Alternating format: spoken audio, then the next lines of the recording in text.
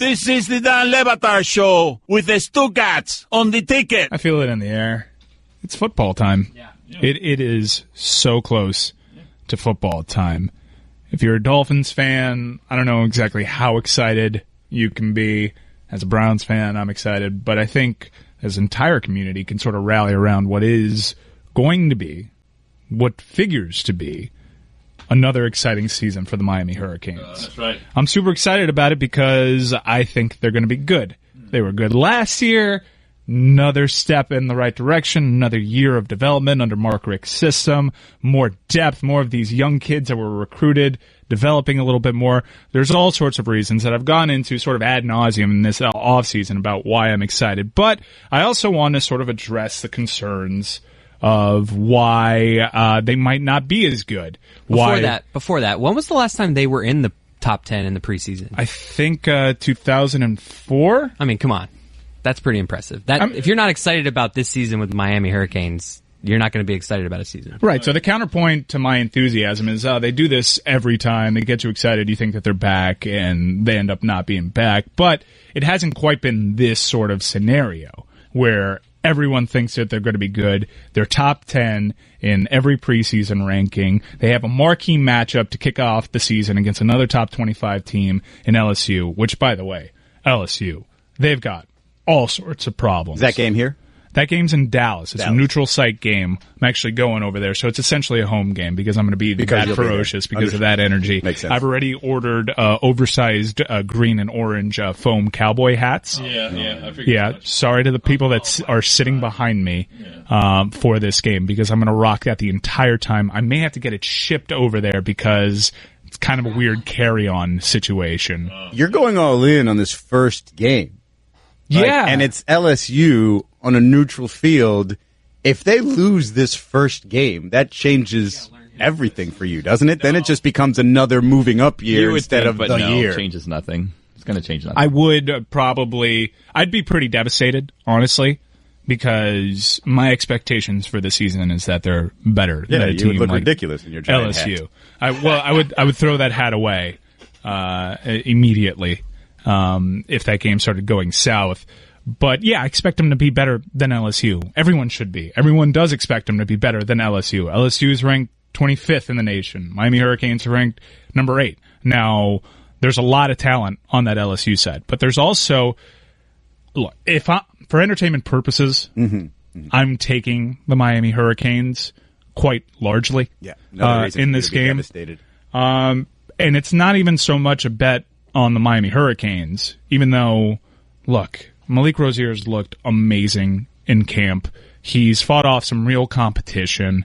The running back situation's incredible. There's no one in that backfield that runs below a 4.4. Amon Richards is healthy. You've solved the depth issues at tight ends, even saying that you've lost Michael Irvin II, who was slated to be the number 1 tight end. He wasn't really the most talented guy on the roster. We saw how that worked out last year. Michael Irvin II isn't exactly Michael Irvin I, okay? So you have a two-headed monster in freshmen, Brevin Jordan and Will Mallory. The offensive line is getting shored up, and there are good reports coming out of camp. There are 3, according to the Canes Insight podcast, who spoke to an NFC scout, there are 3 first-round draft picks at DN in Rousseau. Didn't they have 3 Jackson. first-round picks every year under Al Golden? Yes. No. Not at all. Not at all. This isn't. They had more than you expected. Close, though. To his point, Al Golden did draft some guys that they didn't really perform. They also didn't coach him up, and Golden, like Shannon, had a couple of players that weren't drafted high or even went undrafted because he couldn't coach them up, and they are studs on the next level. I guess what I'm asking is, so last year they finished 13, and finishing 13 after as high as they went, after that Notre Dame win, felt like a letdown. I understand that. Actually, I want to play this sound because I think you're approaching it the way that Trevor Maddich from ESPN sort of approaches it, and this is a totally fine take. It does not get me upset at all. Nah. Izzy sounds like a hater, bro. Yesterday, the AP preseason poll was released. The top 10 came out. Which one of the top 10 do you believe is most susceptible to perhaps an early season stumble? Miami is the hardest one that I can get my brain wrapped around. because I know their defense is national championship caliber. It is unbelievable that we talk about Clemson having the best group of defensive linemen in the nation. I think Miami has the best starting trio of linebackers in the nation in Zach McLeod, Michael Pinckney, and Shaq Quarterman. The question for me is the offense. They have outstanding skilled people on the edges, but can they put together the offensive line pieces, and can the quarterback position become more accurate? And that'll need to happen if Miami is going to finish this season as a top 10 team competing for a playoff. Can the quarterback position become more accurate? Bro. You're so jelly. Like, you don't get it. It's a you thing. You don't understand. All these questions you have. 6-time national champions, bro. You don't get it. Bro, you're a Panther. You don't. No. I'm not a Panther. Get out of here. You're a hater. That's what you are. It should be at least 7 or 8 national championships, I think. How many do you have? How many do you have? 3. 3, please. I eat 3 national championships for breakfast. You. It's all about that you. What Matic said makes sense, and what Izzy said makes sense. Yeah, they ended the season poorly. They lost 3 straight games. None of that makes sense. National championship this year, next year, we're back. The U is back. Back to where we were, back to where we always been. Actually, you know what? We're not back. We never went anywhere. We gave everybody a chance. We haven't moved. We're here. We're still here. What? This is how you do you talk. Yeah. That's right. That's how you do you talk. The you. The players on this roster towards the end of the season in the ACC championship game, that wasn't the Miami Hurricanes. Malik Rozier wasn't really getting help. He didn't have a lot of weapons out there. And the refs cheated. That's another thing. The refs always cheat. You know who else cheats? The NCAA. They hate us. The refs hate us. Everybody hates us. You know why? Because they ain't us. That's why they hate us. They're jealous. The you. You had no Herndon. You had no Walton. You had no Richards. I'm not saying that they're not good. What I'm saying is if. How many wins? How many wins? 10. 10! Please. 10 again. Like if they're 10! If it's a similar season 15. to last year, are you just disappointed because it's another sort of stalled year? Or you think, hey, it's part of the process. You go 10 wins, national championship. Oh, I'd be disappointed if they lost 3 games again. That's impossible. Yeah, it's really impossible for them to lose 3. What are the 3? Name the 3. Name them right now, Izzy. What are the 3? Name them. What are the 3? Name the 3. What are they? LSU. No. FSU. Dumb. By the way, it's just LS. They don't deserve that U. You think they're going to lose to FSU? I don't. I don't really know. Just FS. Do they play Clemson this year? In the ACC championship. Clemson's not going to get there. Clemson's not going to get there, please. Number 2, the top teams just all look the same to me. Isn't it just the same 3 out of 4, right? What? Georgia, Clemson, Alabama. Clemson, Georgia. Yeah. They all look the same. Have you seen our unis this year? Have you seen our unis, bro? The Panthers uniforms? No, our unis. The U. Have you seen them? They made out of garbage from the ocean, bro. They're so dope. That's right. I did read that. They are made out of garbage. Our unis are trash. It really is a great scenario to start the season for Miami because they're playing a team that has the name cachet. Like if they beat LSU, there's so many people that don't know anything that's just an impressive win. When really, like Mike's saying, that's a beat up team. That's actually it's a winnable game more so than it would appear just based off the name. Right. The bet that I'm making is largely just a bet against LSU. That team's a mess. Is it at AT&T, by the way? It's at Jerry World. It becomes a bigger win if you win there. Right. Yeah, absolutely. National TV. Mm-hmm. What Chris is saying is totally accurate. The name cachet beating number 25 LSU, a program that's recruited really, really well and has had disappointing results, but it's a marquee program in the nation. A program that, while the U was down, was up, and you envied. The last time we played them in a bowl game, I think it was a Chick-fil-A bowl, they beat us up, not just in the game, but in the tunnel. So they were swinging helmets and they beat us up. They were doing Miami Hurricanes things. They have a lot of talent out there, but they also have suspensions. They have injuries. They have arrests. They have turnover in the coaching staff. There's ambiguity in all sorts of positions when it comes to this. Yes, they have first-round talent at linebacker and at corner, but I think for the last few years, you've got no idea what you're getting out of that quarterback position. This is a good spot to be in for the Miami Hurricanes. Like Chris said, marquee program. You get a win over them, you're going to be looking impressive because it's LSU, and you won't have an entire season worth of Ed Orgeron probably getting fired if he loses this game. This is a game where his job is on the line. You'll have the results. If LSU loses this game, I think their season goes in the tank. So for that reason, I'm taking Miami. Not just because I think Miami is good, and I've outlined that numerous times, but I just don't think LSU is. They're not good. They're great. They're great. Are they going to win? Here's something you guys aren't even mentioning. Turnover chain. You forget about that? Yeah. Turnover chain. Turnover chain. Turnover chain. There you. Before the segment, Mike asked if I'm good to do U talk. And I knew that Mike just wanted to talk a lot about the U and give his perspective. And I believe everything you're saying. I don't know if it's true or not. I believe everything you said about the U and about LSU. That's because it's a U thing and you don't understand. This is how it's done. Mike gets to ramble on, and I just kind of fill in any gaps, and then you just do the comedy bit. It's perfect University of Miami talk. This is the Dan Le Batard Show with the Stugatz on the ticket. You guys know how much an oversized green and orange foam cowboy hat costs? How much, Mike? On Amazon? $18. 18 was a good bet. That's how much the plain orange oversized foam cowboy hat costs. Can I see a picture? Yeah, let me show you a picture real quick. It doesn't help on radio, but like it's pretty cool because it's the plain orange cowboy hat. How big is it? Oh, it's huge. Oversized? It's oversized. Yeah. I'm picturing Dumb and Dumber size. Yeah, Dumb and Dumber size. Your traditional oversized, goofy foam It's cowboy like the hat. Burt Reynolds Celebrity Jeopardy. Yes. I'm going to walk over to you right now and show you a picture of the oversized foam plain orange cowboy hat that I am going to either rock this one or the green one for Miami's game in Big D. You bought two? No. I'm deciding. I'm going to buy multiple because I'm going with the crew, and we're all going to rock the oversized cowboy hats because we're in the great cowboy state Why don't you of cut it Texas. in half and make a green and orange one? Ooh, arts and crafts, but I don't know if they're the same exact size. All right, so I'm going to walk over. Right now, Mike is walking over to Billy. Yeah, Mike's walking over. He is showing his phone. Now, you can see there is the plain orange oversized. There's no star, no sheriff's star. Oh, yeah, the sheriff's star and the green one, though. The green one, you can see the accents, the strap, and the sheriff's star. They just so happen to be orange. Yes. All right, but here's my conundrum. The green foam oversized. Izzy, are you paying attention? You seem like you're not paying attention. Mike is now back in the seat. I'm paying attention, yes. I'm also shopping. So, what are you buying? Foam cowboy hats. Well, I mean, he got me looking for things, and now I'm finding other things. Cowboy hats for your flag football team? No. All right, so the problem is foam cowboy hats are super expensive. Really? Yeah, even with Amazon Prime free shipping.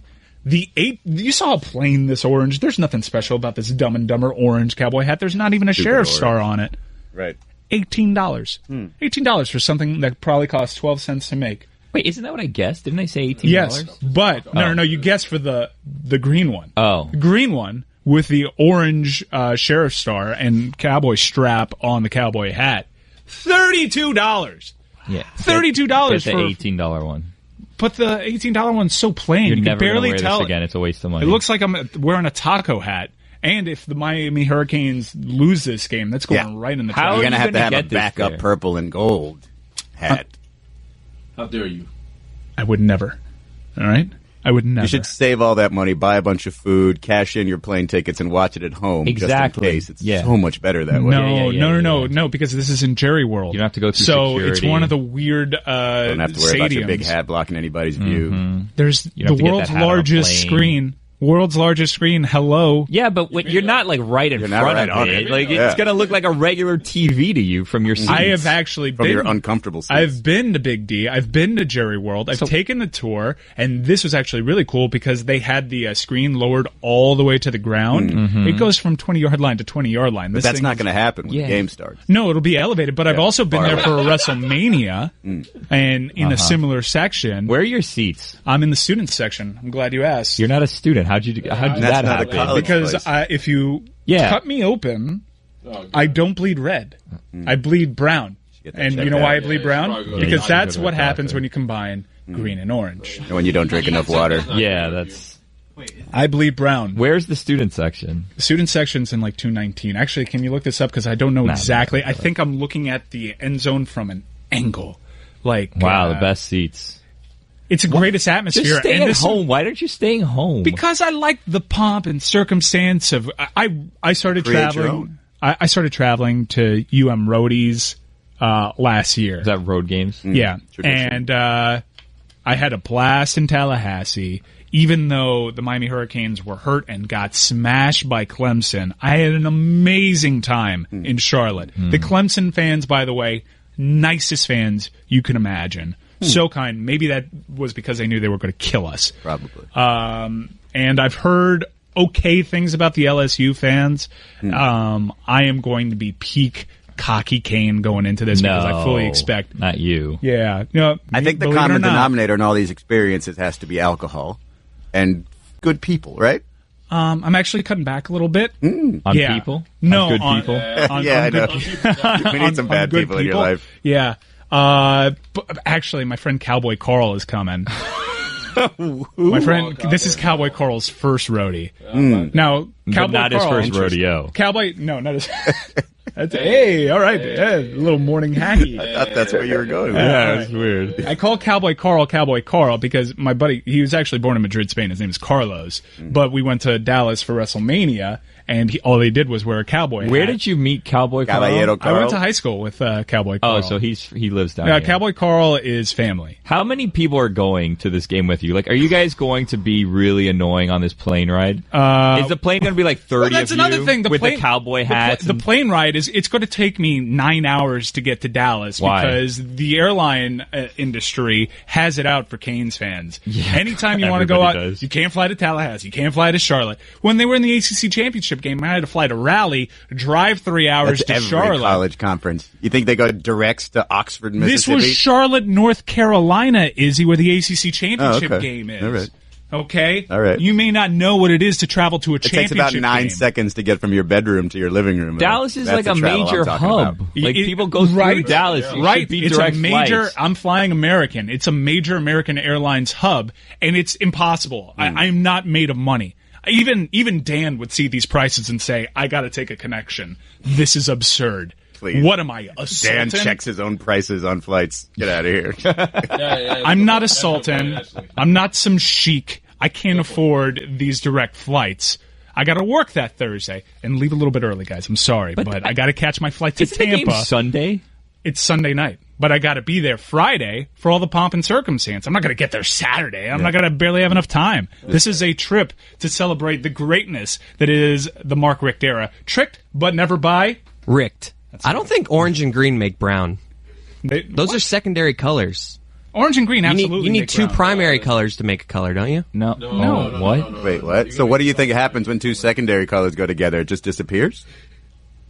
Chris, I'm really worried about you. Your life Did you hack get hit by a attacks- foul ball? It's more than just yellow. 35% less brain than we're used to out of Chris. Your life hack attacks have convinced me that you might be a closet idiot, and this is removing all doubt. Yo, Yeah. Mike, don't let him distract you. Go back to how the airplanes hate the U. The airplanes hate the you, dude. I'm so happy that Everybody hates the U, bro. I'm telling you. You think I'm crazy. Everyone should be able to fly to Dallas. Why can't we fly to Dallas? They don't want us there. LS doesn't want us there, I'm telling you. They bought up all the tickets from Miami just so LS can have all the fans there. they're LS No, you. because they No, you. They don't deserve that. You. I told you that yesterday. Yeah. Just Louisiana LS. State College. I'm actually gonna rock with that. I like that. Good, LS. do it. LS. All right, so I'm flying over there. I'm taking a connection through Tampa, which is absurd. It is. Absurd that I should be doing this, but I can't be doing this. Getting on planes, getting off planes, getting on connections with a huge green or orange foam cowboy hat under my arm. So you shipped it to the hotel. So I'm shipping it to my friend's house. Oh, my God. My friend Johnny Partridge. This broke chic over here who likes to complain about not having enough money to go direct to these events that he doesn't have to go to is shipping his clothes to said event. No. I'm taking my clothes. Where does Johnny Partridge live? Johnny Sorry, Partridge your lives in apparel. Dallas. Is that his real name? John Partridge, yeah. Okay. To mix a brown, you mix a primary with its complementary color. So purple and yellow, blue and orange, or red and green. Those are Gator colors and LSU colors. LS. Who's LS, bro? Stop with that already. I told you. Who's the closet Last idiot? warning. Closet idiot? What was that? Google green and orange make brown, Chris. Yeah, Have you Chris. ever been in Basically an arts class? every color. Like, if you just mix a bunch of colors, they'll make brown. Primary with a compliment. green Let's and mix orange green absolutely and yellow. make brown. Why are you telling me that they don't make brown? Look, we have markers Look it here. up. I'm going to get you a green and an orange I got marker. crayons in my bag. Do you really? No. Oh, okay. I'm so Got excited. really excited. I love crayons. Because Love a Billy good could tell crayon. me that he has watercolors in his bag, and I He'd believe him believe it, because he's a pack rat. Do you have finger painting? No, I don't have to get out of here. You don't have crayons? I don't know. We have color pencils or markers here, though, from an arts. Do and we craft have a project. green and I think orange? we do. I'm gonna look. Chris, I want to make Chris do it because he's a kind of special idiot lately that would tell me it's like neon green. I mean, you're wrong though. I'm not wrong. Green Look and it orange up. make brown. Look it up. I know you're saying that. Green and orange make brown. What color do you think they make? think you make brown. What color do you think green and orange If you together make? Google green and orange make, the first option that comes over is brown. They definitely make like a caca color, for sure. And what color is caca, Chris? If it's good caca, healthy caca, it's brown. Chris, You can make brown with purple and yellow, blue and orange, I'm not or just- red and green. No bleep. But you can make it with green and orange. I disagree. What color do you think green and orange make? I don't know. Explain it to me. I'm when not. you put green and orange together. I'm not the color expert. I looked it up on Clearly. the internet. You're just. You're not. You just keep saying. I lived the experience. You I was in can't- an art class. So, as a kid, as a 5-year-old, I knew this. what do the colors green and orange make? You can't make them. The answer is not actually great. Thank you can't you. make them by mixing any other colors. Orange, green, and purple are the secondary colors. A secondary color is made by mixing two primary colors. For instance, if you mix red and yellow, wow, you get this orange. is interesting. But that doesn't tell This us is interesting. what The you internet's get when telling you us. mix those two. No, We No, don't you have just- it. I'm going to CVS right now. I'll be back in 15 minutes because this is not going to end like this. Yeah. Can you get me a it's not- Monster looks Energy like the drink? closet white idiot one, was right. please? You're white not one? right. Yes. It makes a White caca can? color. Yeah. What's it called? Monster. Does it have a name? It's just white. It's okay. got the I'll see if three. they have it. I'll If it Actually- doesn't say tea or anything. Actually, Okay, I'll don't look. don't do Monster. Why I saw not? a video from Oh, it's slowly killing me. no that it's the devil's drink. That devil? it's a satanic drink. Can you get me two? It's got the 3 stripes, and I think it ties into the mark of the beast. I'm not exactly sure. I can bring this up. The ladies seem to make all the sense in the I world. want to feel like a beast in the gym. I should take Monster. No, don't do it because it's and there's like the O in Monster has a cross in it, but like if you So put a it's holy. circle around the cross, that's just like a big no. Huh. Yeah, are you a God-fearing man? Yeah. Okay, well then don't drink Monster. I'm also a Satan-fearing man, so I fear them both. You open your mouth and you pour down a Monster energy drink down your gullet. You're essentially drinking Satan. Okay. Okay? And then I urinate them out. You pee Satan out. Yes. Green and orange make brown. I cannot believe that this is even a I discussion. think orange, green, and purple make brown. There's a No, you add purple to the brown that you create with orange and green. It stays brown, just a darker shade. how to make brown from primary colors. You can make brown from purple and yellow. From Yeah, red but and you're reading blue. primary Sounds colors. like he's No, saying no, no, exactly no. what I said. No, that's Making from brown prime. by other methods. You can mix yellow, red, and blue. Yes, but you're doing just primary colors when orange and green are secondary. All I know is I haven't seen one thing on the internet that says orange and green make brown. That's it. How, Like you're right. how orange. is this? How is this even a thing? What color do they make? I Tell don't know. me. I'm not a color expert. I'm the one looking You don't things know? up. You just so keep it's- saying orange and So green. we're gonna create the world's whatever color this is. When Billy comes back from CVS, it'll be the first time we ever see this color. Our human eyes might not even understand, might not even be capable of understanding this because it might not even exist in our spectrum. Gotcha. Is that what you're telling me? Correct. It's so ugly, it shouldn't be given a name because those two colors should combine to create nothing. You're an idiot. This is the Dan Levatar Show with the Stugatz on the ticket. It's time. If the U is back. Turn over check. Turn over check. Yes. Turn over check. Lead Turn the over check. people. Turn over check. Turn over check. Turn over check. You ready, Dad? Yeah. T-minus 3 days, baby. Woo, woo. You. Put up your U, Dad. Yeah. Put it up. Dad, put up the U. The U's up. The U's up. Yeah.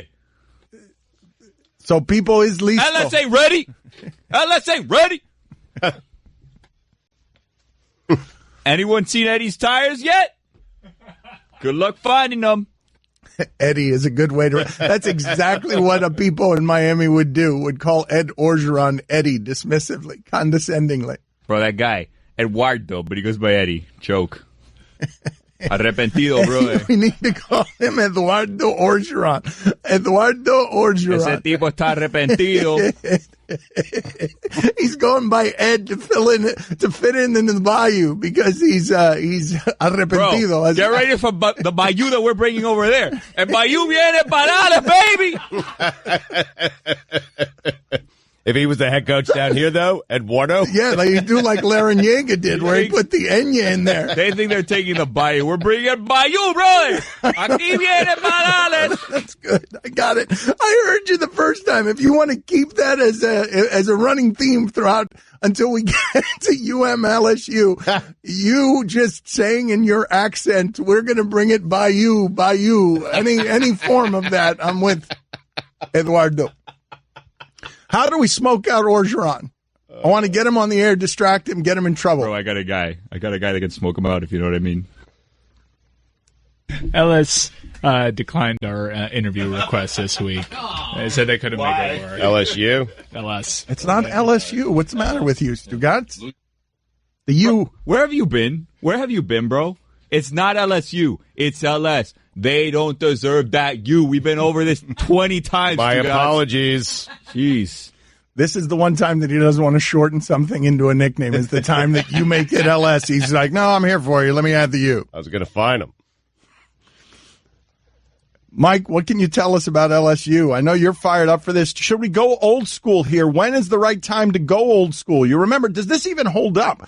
If we were to go to school, Stugatz, and go to Michael Irvin's speeches, if you remember, one of the most seminal moments in the history of this show would have been the Michael Irvin speech. In fact, Mike and I were talking about something yesterday. You should have the audience write in with what they believe to be seminal moments of the show for a project that Mike's working on, because one of them would be this Michael Irvin speech. For some reason, it really resonated. This is still played in the parking lot of games. People are playing it all over the place. But you're asking me if this holds up? Is that what you were? Because I think this holds up forever. I don't know if it does or not. We will find out together if it does. But for those of you who do not know, Michael Irvin came on here and he recreated the speech he made before a Miami FSU game. Michael Irvin is as cartoonishly wonderful as any University of Miami player ever. There is no player more associated with the university in all of the ways. The swagger, the getting in trouble, the being great,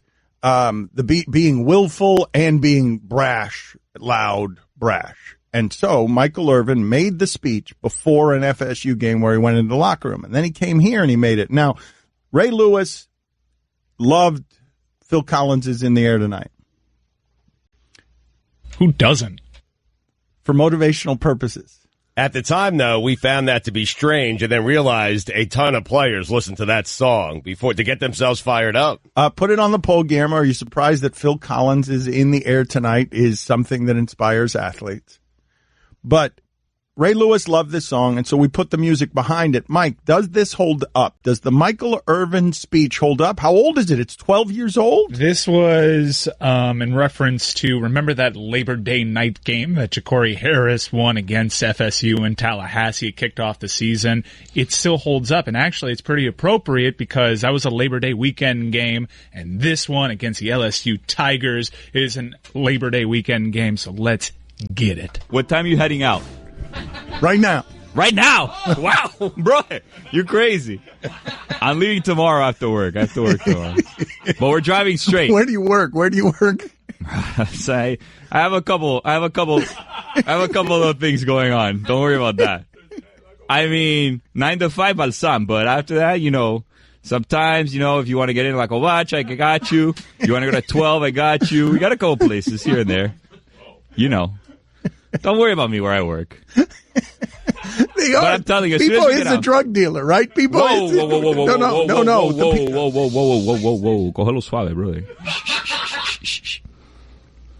Oh, yeah. Too far. I'm just telling you this. As soon as I get out of work tomorrow, boom. Right on the turnpike. Stop at Port St. Lucie, halfway, and then boom, directo para Dallas. Right there.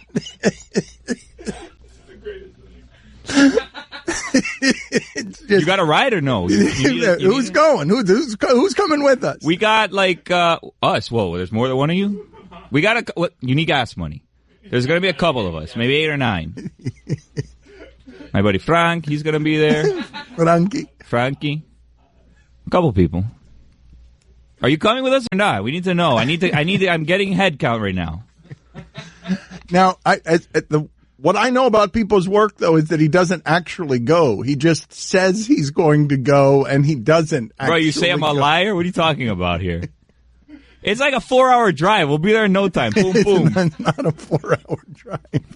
It's not. How long is it? I made that drive. It's like 15 hours, 11 hours. 11 hours? No, exactly. Not the way I drive, bro. 11 hours. You're driving to Canada? You talking about 11 hours? There in no time. Mike, does the Michael Irvin speech hold up? Put it on the poll, Guillermo. Does the Michael Irvin speech hold up? Because it's got a lot of cliches in it.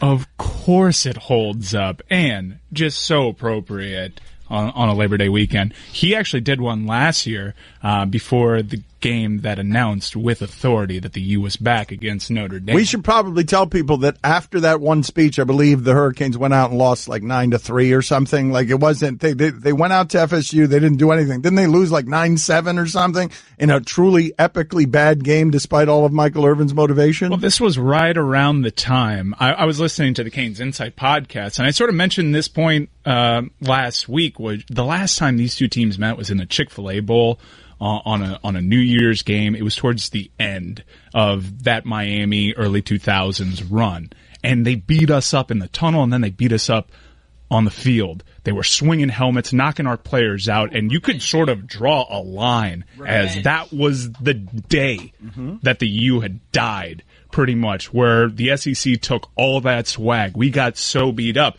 So this is a nice little revenge game. We announced in Notre Dame last year, we're back. Now, if you're writing a wrestling promo, you seek revenge on the team that ended your run, that ended that era. And you do it in Dallas on a national TV game the night before Labor Day. It's going to be, people's going to be so wild. Oh, my bad. I thought the game was at LSU. Dallas is a longer drive than that. Have you not been paying attention? We've been talking about Dallas for like 2 weeks now. I know, and Eduardo also, when Eduardo was pumping up the game for the masses, Eddie Orgeron. Yeah, that guy, please. That guy, bro, he doesn't even know what's coming. He doesn't. I feel bad. Tengo pena, brother, what's happening to him. He's not going to have a job next week. I feel bad. I know people, they can hook him up, but that guy, bro, desempleo. AT&T Stadium, Dallas, Texas. I know our fans are going to be excited. Take over that stadium and turn it into Death Valley. Oh, talk trash with him, Eduardo. Bro, that guy, we tried to have him on so we can have a civil conversation, and he ducked. Yeah. He's afraid of us. He's afraid of me, but he's afraid of us. He's afraid of the U. He knows what's coming. Death Valley. What the hell is Death Valley? What is that their stadium name? That used to, well, Clemson. Clemson, yes, Clemson. And they both go by Death Valley, don't they? LSU and Clemson. Yeah, both it's a little confusing. They both have a Valley of Death. They both have a Valley of Death. Clemson's is a little deadlier. In fact, Guillermo, put that on the poll. Should there be two Valleys of Death? There should only be one, right? There was one, the OB, and then the Marlins came and ruined that for everybody. Why isn't Billy Corbin like the mayor yet? Honestly? Or like the governor? When's that going to happen? Or Luke, exactly, Luke. When's that going to happen? How do we make that happen? Is it too late? When's the next election? Well, you actually have to go out and vote, people. Well, I can't vote. People's not a voter. They don't allow felons to vote. Guillermo, put it on the poll. Is People a voter?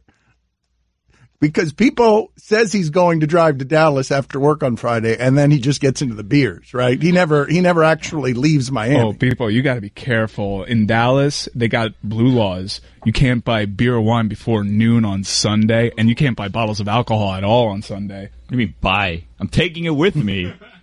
You're buying things at the game? You know how expensive that? You win the lotto, bro? You're buying beer? You just take it with you. I have a guy that does stuff. He makes his own drinks. Not beer per se, but it's like a little brewery he has. Do you want to talk trash to Ed Orgeron, or Eduardo? Do you want to go down the Bayou path?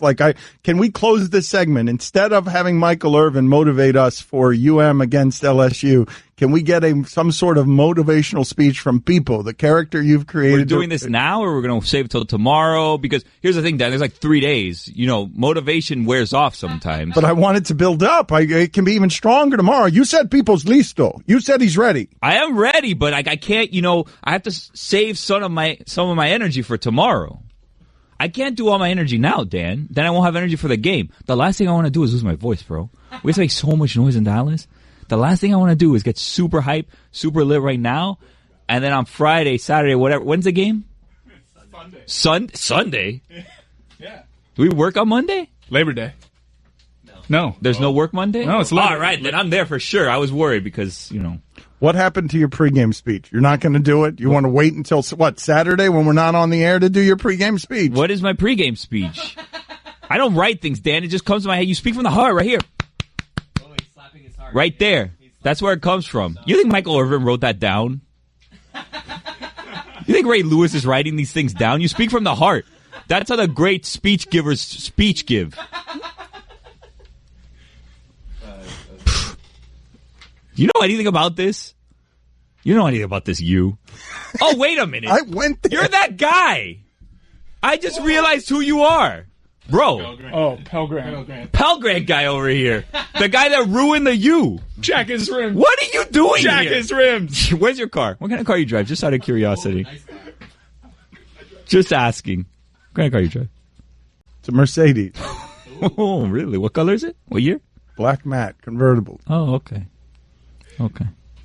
You drive a souped-up Civic? Civic? No, bro. Accord. What up? This is the Dan Levatar Show with the Stugatz on the ticket. Pipo reports from the Bayou. Les Miles still has his rims and chromies. Still has them. The hell does Les Miles have to do with this? He's not the coach, bro. I know, but we got to steal his too, don't we? No? I don't understand it. Now you're taking it too far. Now you've turned this into a crime spree. You don't know how to play this game, man. What are you doing? I thought just any LSU person, anybody, Odell Beckham, Landry, Jarvis Landry, Jamarcus Russell, you just want to take his rims too? I mean, poor rims guy. and chromies, anyone from LSU, Fournette. Isn't he one of our coworkers, bro?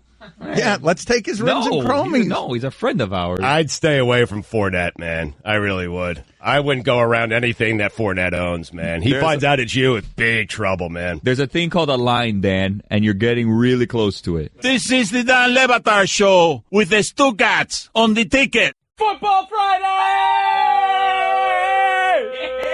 On Football Friday!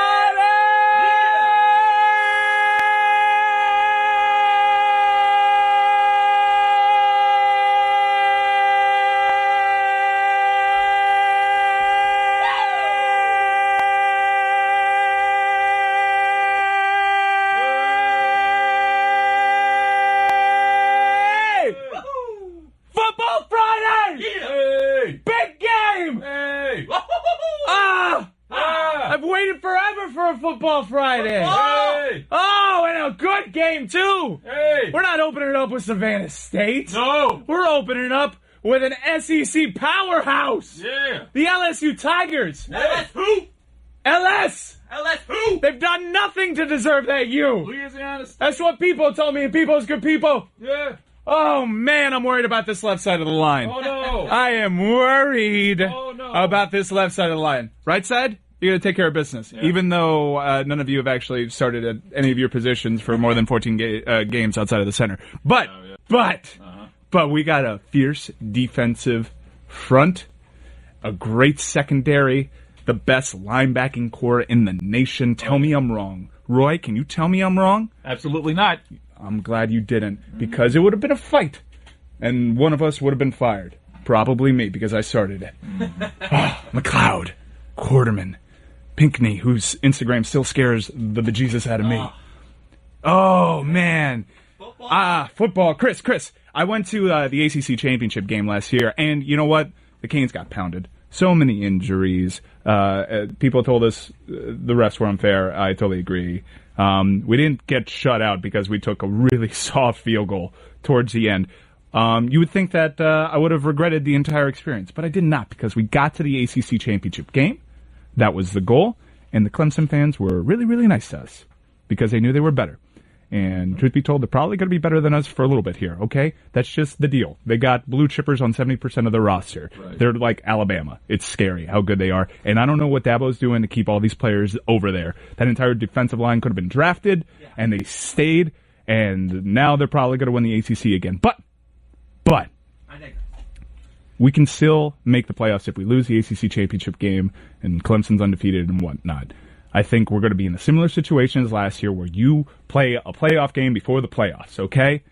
But this game... Is this a playoff game? No. See, like, this game, if we lose, I'm going to be heartbroken. But I'm absolutely going to do the thing where I say, we can survive it. Yeah.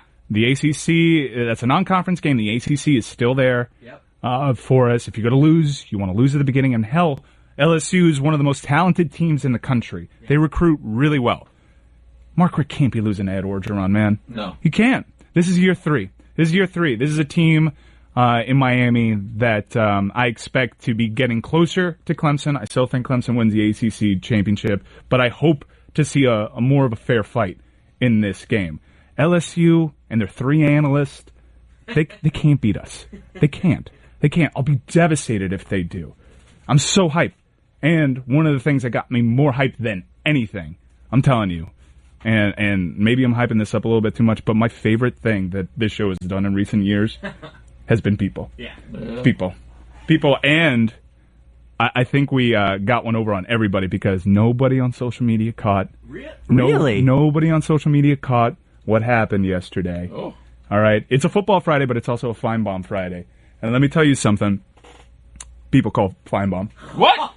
People call Finebaum. Uh-oh. He got on? Well, I don't want to ruin it, but people was a little confused because Finebaum or the screener didn't really know how to spell people, which is understood. Rumor has it that people kept being asked where he's from, and he kept saying the 305, and the screener almost hung up on him because he didn't know what that meant until people finally cracked and had to say Miami. Were we talking about the hater from yesterday? Oh, people! Are you talking about that hater? What happened? Yeah. Sorry, I'm late. We're talking about Pablito. You're always late, though. Pablito. Yesterday I called Pablito, and they almost hung up on me from the beginning before I could even talk. This is what happened. I called Pablito, and the guy's like, hello. I don't know what he was saying. I could barely hear him. And he's like, what's your name? Where are you from? He didn't know my name, which, please. He knows my name. He knows who I was. He didn't know my name. And then I finally told him my name, and he's, how do you spell? I spell the name for him and everything. And by the way, they put my name wrong on the screen, but se lo perdono this time. Pero la próxima vez, si me lo haces otra vez. I'm telling you. And then he's like, where are you from? Like the 305, because that's where I read. That's my city. And then he's like, what? I'm like, este tipo. And no me puedo oír. So finally I say Miami. He's like, that's what I'm looking for. And But how long was people on hold? Bro. Tremendo falta de respeto. They left me on hold for half an hour, and I had to call 32 times before I could even get on. The busy signal, which I didn't even know existed anymore, kept happening for me. So, without further ado, we're going to play Pipo's Call with Finebaum. Depot is up next. What do you say, Depot? Depot, you there? Oh, yeah, Pablito. What's good, bro? How are you? Hey, it's people. It's people in Miami in the 305. Oh, I'm sorry. I ran into a Kane fan earlier today. Oh, yeah? Was he dope? Yes, he was. Oh, yeah, Paul, let me ask you something. So me and my boys, we're driving to Dallas for the game this weekend against LSU. It's going to be a big deal. We're taking the Caja China. We're going to have a cooler filled with moose juice. I haven't heard you talk about this game that much so far, but I figure that, like me, you think this one's going to be an easy one for the Canes. I don't know. I mean, I know that on paper the Canes should win the game, but I'm not. By 21 at least.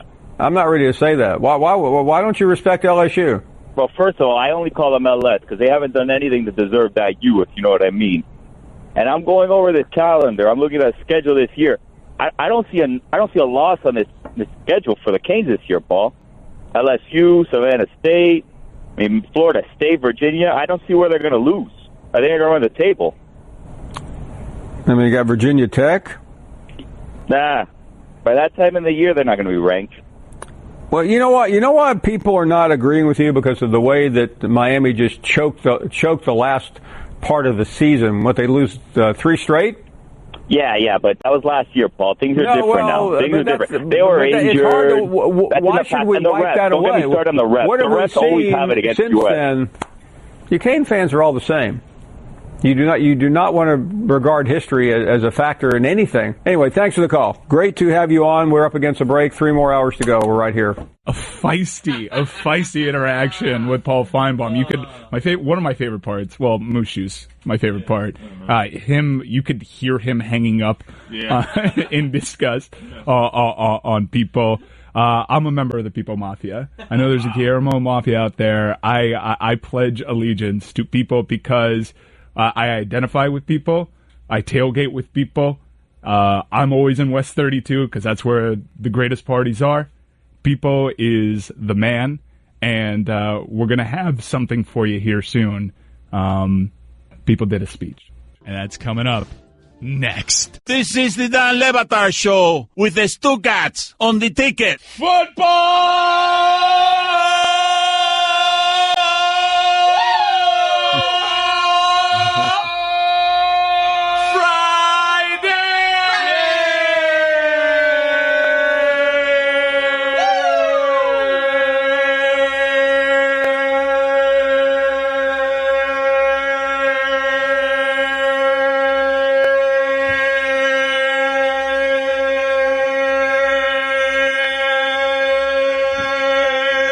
Feels like church, like tabernacle. Hey! Yeah! Woo! Yay. Said hut flea flicker. Woo!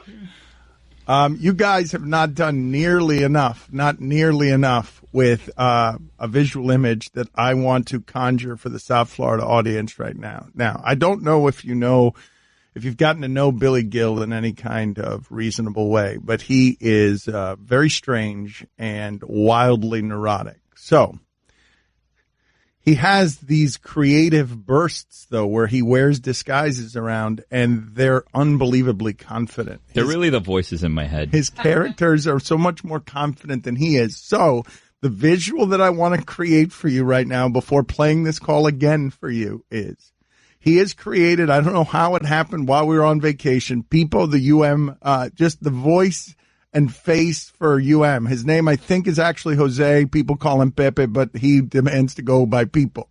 And he is just... That's what my friends call me. I'm allowing you to call me People. That's right. And so I want you to imagine, now Pipo's very confident, delusionally so, and Pipo's dumb. What?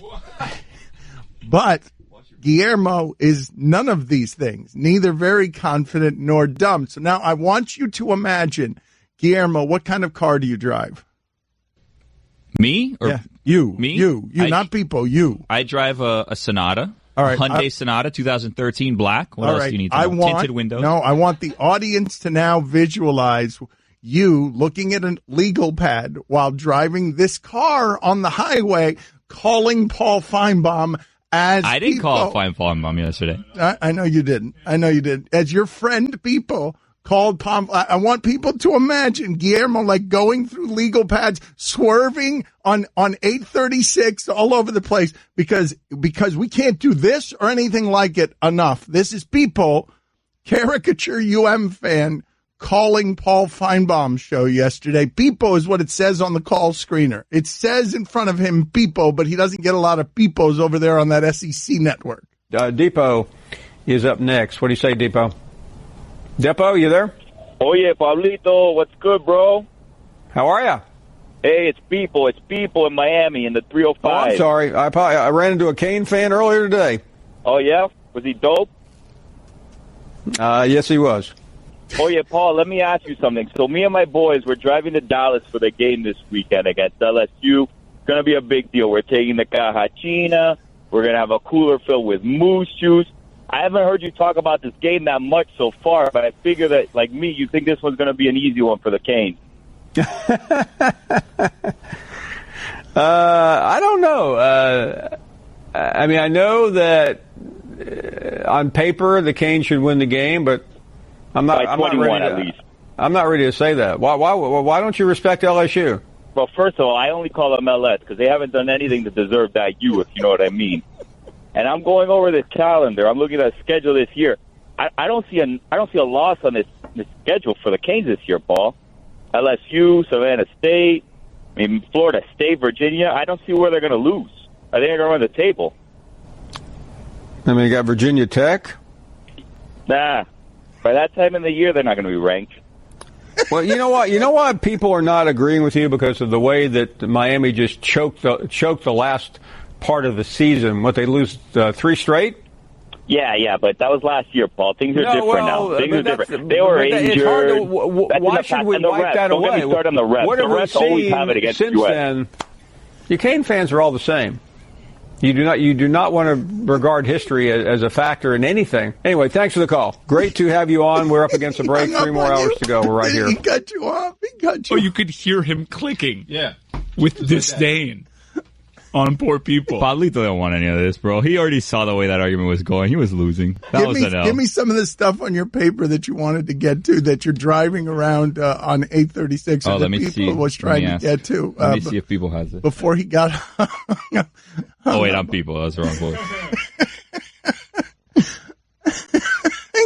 Guillermo's doing so many characters at this point that he never knows which character he's in. I forgot I got Burger King this morning. There's Burger King It's under a your mess. desk, of course. Yes, not surprising.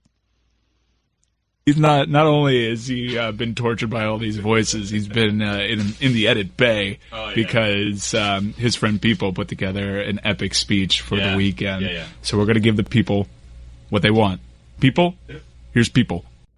There are many people on this bandwagon who at the end of last season said to yourself, maybe even shared it openly, you said we got robbed. If we didn't have injuries and those bum-ass refs, we would have won our 7th national championship. You heard me, Filete, 7. Well, guess what, bro? Next year is here. The time is now. And all the descarado from UF, and all the stupid Seminoles, and all the haters, and even that rat Nevin Shapiro, all of them will be watching us. The time is now. And don't any of you overestimate this moment. This team ain't got on us, bro. When I walked into that stadium today, they patted me down and they found the extra beer I had in my cargo shorts. They took it from me because this place is whack as but I persevered because I had to be at this game. They scheduled us to play on a Sunday night to try to throw us off. They scheduled in a different city because they know we are the dopest team in the country and everyone wants to see us. Bro, the NFL didn't even want to start this week because they know that you was playing on Sunday. And you know what happens when you play primetime on a Sunday night? The whole world watches you. And let's be real, whenever the U plays, the whole world is already watching because it's all about the U. But for other teams, the whole world watching causes pressure. And when there's pressure, we drink cafecito. And for the weak, para la gente débil, when they drink cafecito, se cagan. You know, bro, imagínate cagándote delante de 100,000 gente in a stadium on national TV. Qué pena. But for the strong, para los caballos, when we drink cafecito, nos enfocamos. So when you walk out there and you see 100,000 Canes fans yelling, espabilense. When you go out on that field and everybody's running around and things aren't going your way because our refs hate us and everything gets a few cags from time to time, remember, that's straight, focus. Because it only takes one play to bring out the turnover chain. Let me tell you a story. Last year in West 32, me and my boy George were down 2 cups in beer pong. 2 cups? The other team only had 1 cup left. I remember it like it was yesterday. We were in the middle of my game day playlist and Sarosura had just come on. I looked into Jorgito's eyes and he looked into my eyes and he said, bro, get your done. Next thing you know, we hit a cup. Then another cup. Then the other team tried to bounce one in and I said, oye, no me jodas with that bouncing And bing, bam, boom, we hit the final cup and the game was over. And you know why? Because no one is better at beer pong than Canes fans. And because I got my done. That day, we barely walked into the stadium because of how faded we were in the middle of the second quarter. But we walked in as beer pong champions. In all my years of winning championships, the one common thread that was woven into each of those teams was a promise. The same promise that me and Jorgito made, one man to another. I will get my done. Can you guys make that promise to each other? Can you go out there and get your done? That day we walked out of West 32 and we made history. And today, you get to write your history. And don't let any come mier get in the way of you writing your history. What a great word in Spanish. Like, we need to start shouting and chanting this throughout South Florida. Enfócate. It's a dangerous one. I know, but I know. That's a guess. I understand that I'm in the danger zone, Mike. What's the matter with you? Great recall. Great recall. Oh, man. I don't know what else to say about people. I'm in love. I can't get enough of this character. And it's not a character. We grew up around, all of us grew up around him. All of us. It's real life, bro. This is real. This is 100. You're talking about character. Who's a character? What are you talking about? What else? Are you coming or you're not coming this trip? We have one spot left. I started doing a head count yesterday. Me, Jorgito, we're going. Gato 1's coming. Beer pong Gato 2 is coming. Gato 3 is coming. I don't know what was going on 25, 30 years ago. She like, oh, no, me estaba mala or what, but everybody was named Gato. So we have one spot left if you want it, Danny. Danielito. Yeah. Danielito. We're ready. We are about to we're going to put the big D in Dallas, if you know what I mean. You know what I mean? I don't know what you mean. Explain to me what you mean. We are going, we're going to embarrass Sadio. Orjerón, la cosa va a ser mala. Va a estar mala. You can bring your Cajuns if you want. We're bringing the cojones. Yes. Yeah, what he said, yeah.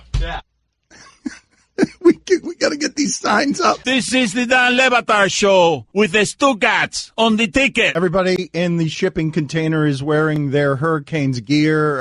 Roy has his turnover chain. Chris has his turnover chain. Oh, DJ with Time Life. DJ Williams dropped off a bunch of stuff for us heading into this big game. Okay, nice. So we should all wear turnover chains. Jemele Hill has come in. We are grateful to have her here. And all of us are bent over laughing at people calling Paul Finebaum's show and this people character. But, Mike, how do you explain to someone who doesn't grow up here? Because that was uproariously funny to the people who recognized it. But if you don't know what the hell we're talking about, you don't know what this Canes fan is. But it's a viral strain of Canes fan.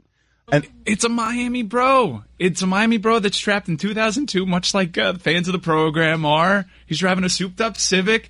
He's got his game day playlist. He's wearing out Trick Daddy this week. It's not a Civic. It's an Accord. It's an Accord. It's got the okay. Sorry. Look, let me paint the picture for you, Jemele. Okay. Imagine the dopest person you can imagine. The end. Well, that clears it all up. And so Paul Finebaum didn't know what to do with this person earlier when people, P-I-P-O, called in. Now, his name isn't People. It's Jose. No. My name's Jose. They call me Pepe, but my friends call me People, so everybody here can call me People because we're all friends. Okay, very good. And so people called into the Paul Finebaum show. Depot is up next. What do you say, Depot? Depot, you there? Oh, yeah, Pablito. What's good, bro? How are you? Hey, it's people in Miami in the 305. Oh, I'm sorry. I ran into a Kane fan earlier today. Oh, yeah? Was he dope? Yes, he was. Oh, yeah, Paul, let me ask you something. So me and my boys, we're driving to Dallas for the game this weekend against LSU. It's going to be a big deal. We're taking the Caja China. We're going to have a cooler filled with moose juice. I haven't heard you talk about this game that much so far, but I figure that, like me, you think this one's going to be an easy one for the Canes. I don't know. I mean, I know that on paper the Canes should win the game, but I'm not. By 21 at least. I'm not ready to say that. Why don't you respect LSU? Well, first of all, I only call them LS because they haven't done anything to deserve that U, if you know what I mean. And I'm going over this calendar. I'm looking at the schedule this year. I don't see a loss on this schedule for the Canes this year, Paul. LSU, Savannah State, I mean, Florida State, Virginia, I don't see where they're going to lose. I think they're going to run the table. I mean, you got Virginia Tech. Nah. By that time in the year, they're not going to be ranked. Well, you know what? You know why people are not agreeing with you? Because of the way that Miami just choked the last part of the season. What, they lose 3 straight? Yeah, but that was last year, Paul. Things are different now. Things are different. They were injured. It's hard to, why should we wipe that away? Don't get me started on the refs. What The have we refs always have it seen against since US. then? Your Cane fans are all the same. You do not want to regard history as a People will factor be in back, anything. though. Anyway, thanks for the call. Great to have you on. Is people going to call him again today? No, not today. But if Pablito thinks that's the last he heard of me, he's mistaken. Yeah. He is mistaken. I mean, if the Canes win, you got to call them on Monday, right? Or Tuesday, I guess. You have to. You know, I want to get into this because I called Paul 32 times before he let me on. 30. And then they kept me on hold for over half an hour. Tremendo fatrepeto. You think I just have all day to wait around to talk to Pablito? Apparently I had negocios. No, I had negocio. I had things going on. Yeah. Okay, rewind though. What's moose juice? Oh, man, moose juice. Well, explain cajachina to her. And that too. Cajachina, every Noche Buena, you cook out and you cook an entire pig. An entire pig. Okay. All yeah, right. an entire pig that, like you'd go to a farm and that pig's It's just the on box. It's in the box and the spit. It's like a Gotcha. giant wooden box, and then there's like a bunch of you put coal and stuff on top of it, and you cook it inside. That sounds awesome. Yeah, it's incredible. Okay. And moose juice was this really sweet drink that the girls liked at Mr. Mo's in Coconut Grove. Rest in peace, girl.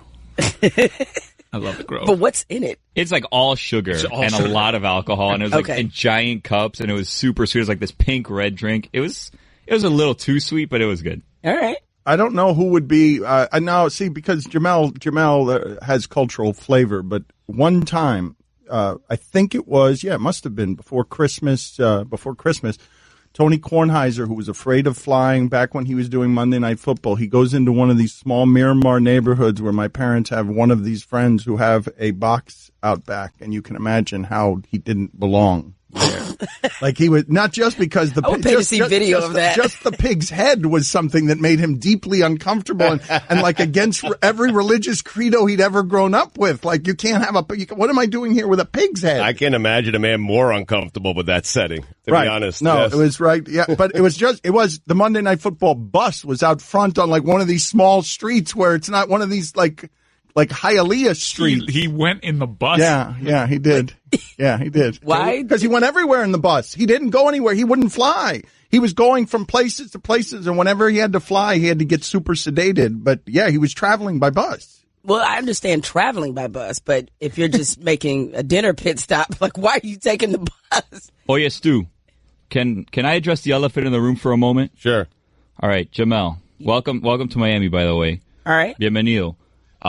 Here's the thing. Me and Dan, we don't get along. Because Dan started that thing a couple years ago with the Pell Grant, and he tried to ruin the program, and he tried to end the U. And we haven't forgiven him for it, and we never will. A couple of decades. We never will forgive him for it. What? I was coming out of college.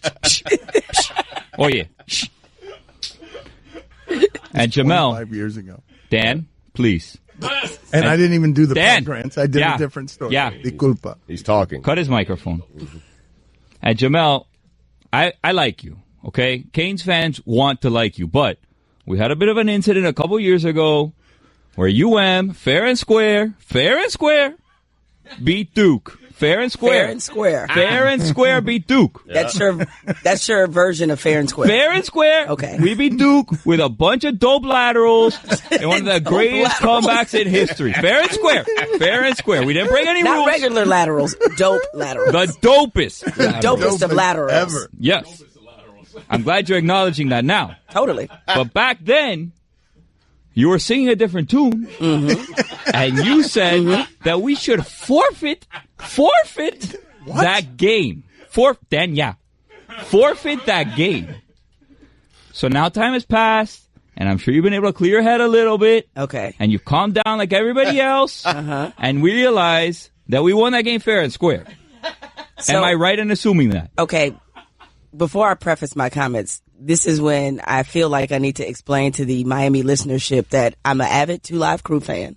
Okay. I consider here come the bona fides. Luke Skywalker. Here comes the resume. I consider Uncle Luke to be my real uncle. All right. There are, during school assemblies at Mumford High School in Detroit, where I went, we used to sing 2 Live Crew songs, none of which I can repeat now on this radio. We sung them during the assemblies. The ones that made their way all the way to the Supreme Court. Correct. You know how in Lean On Me, Joe Clark is trying to have that assembly and to rally the students. Well, when they tried to do that to us, we sang Luke in return. That's where we were. Okay. So I just, with that in mind, you know, if you know me, well, you probably don't know me, or maybe the viewership, listenership doesn't know me. I don't really take things back, especially when I think that I'm right. That does not mean. Now, I would like to offset these comments by saying when Miami played Ohio State in the national championship, the BCS, I thought that was the greatest ripoff of all ripoffs. Thank you. Thank you. Kindred spirits, soulmate. You know what I'm about to do? You know what I'm about to do, Jamel? I'm about to give you a turnover chain. I will gladly accept this entry into into Miami Hurricane Dope Nation. There it is. It's a Canes thing. You would understand, It's a Canes Dan. thing. That's right. I wouldn't understand. That's right. But wait, I also thought it was the greatest ripoff. Cállate, Dan. Yeah, cállate. As far as I'm concerned, the Hurricanes have another national championship. That's what I'm saying. Six. They have 6. Mike, I was trying to explain to Jemele before the segment who Joe Zagacki is, because we've taken to repeating around here. Whenever anyone agrees with anything, Greg Cody's been saying for years, he just says Zagacki instead of exactly. And so I was trying to explain local broadcasting legend Joe Zagacki to Jemele Hill. What'd you tell her, sunburn? Well, I just showed her the picture. The photo. Yeah, I just showed her the picture of Joe Zagacki on. Just Google Joe Zagacki sunglasses. Is that guy all right? and the burn on his face. But now, how would you explain to her what you want to play for her here in terms of who Joe Zagacki is and what he is? All right. So the Canes broadcast has been the Canes broadcast all my life. It's been Joe Zagacki, Don Bailey Jr., and it's a Homer broadcast, but they're really good at their job. And Joe Zagacki has a very sing-songy, professional broadcastery voice. And when you listen to the broadcast, they weave in sponsors, and they really stick out like a sore thumb. It kind of ruins highlights. But this is so we want to play exclusive audio. This is the actual audio of this forfeited win that you think that University of Miami should have had against Duke. The live radio play-by-play of the real and actual Joe Zagacki. Let us introduce Jemele Hill to the real Joe Zagacki, calling play-by-play on the most amazing comeback in the history of laterals. Dope laterals. 27-24, squib kick. Just fall down on it or whatever. No, they're going to try the lateral. Pass it to the other side of the field. This never works. Caught by Cornelder. Pitches it back to Jaquan Johnson at the Miami 30. Delaying the inevitable. Looking for a block. Pitches it backwards. As many laterals now as BS pass interference penalties on that last drive. Walton now pitches it back to Johnson. Guess we're going to keep going with this.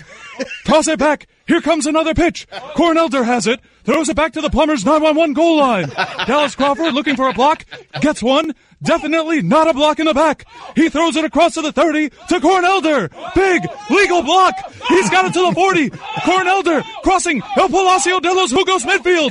Cornelder speeding now to the 40. Speeding ticket. VicHoward.com. Aldo now dashing down the Dandy Bear sideline. So what? Your kid has ringworm. Dandy Bear. Elder inside the Gus Machado red zone. Cornelder. He's at the 10. He's at the 5. Lindy, Herrick, Scotty, Mike, Miami, Seaquarium. Touchdown.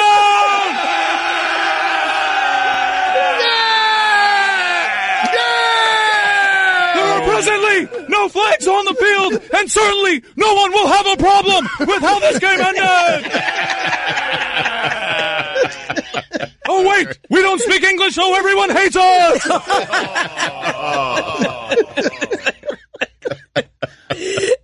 The ringworm line almost took me out. The weaving of sponsors in and out of that call is brilliant, man.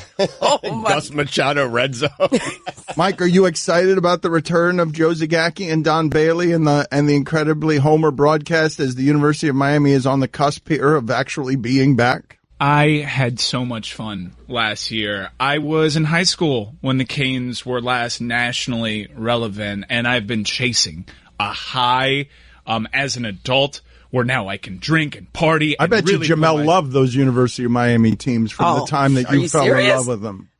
If she was doing Uncle Luke stuff in Detroit, I'm sure that she loved those teams. It's a bygone era. It was when I was a kid. It wasn't mine, really. A lot of it is borrowed. I'm leaning on history, and I want to experience it for myself. And last year, we brought the Grove back. Dan went out to the Grove. Dan. To the tavern. I was at the tavern. Okay. The same guys I saw 25 years ago at the tavern were doing whippets at the jukebox. They're still there? Yeah, they're still there. Really? They were still there. It was very sad. Yeah. When you walked in, your feet would clang against the empty whippet canisters. God, I loved it. It was so glass great. crunching under your feet. Oh, man. It was incredible. Greg Cody fell in the bushes. We drank too much and fell in the bushes. Yeah. We brought the Grove back because of you. Brought us back. Yeah.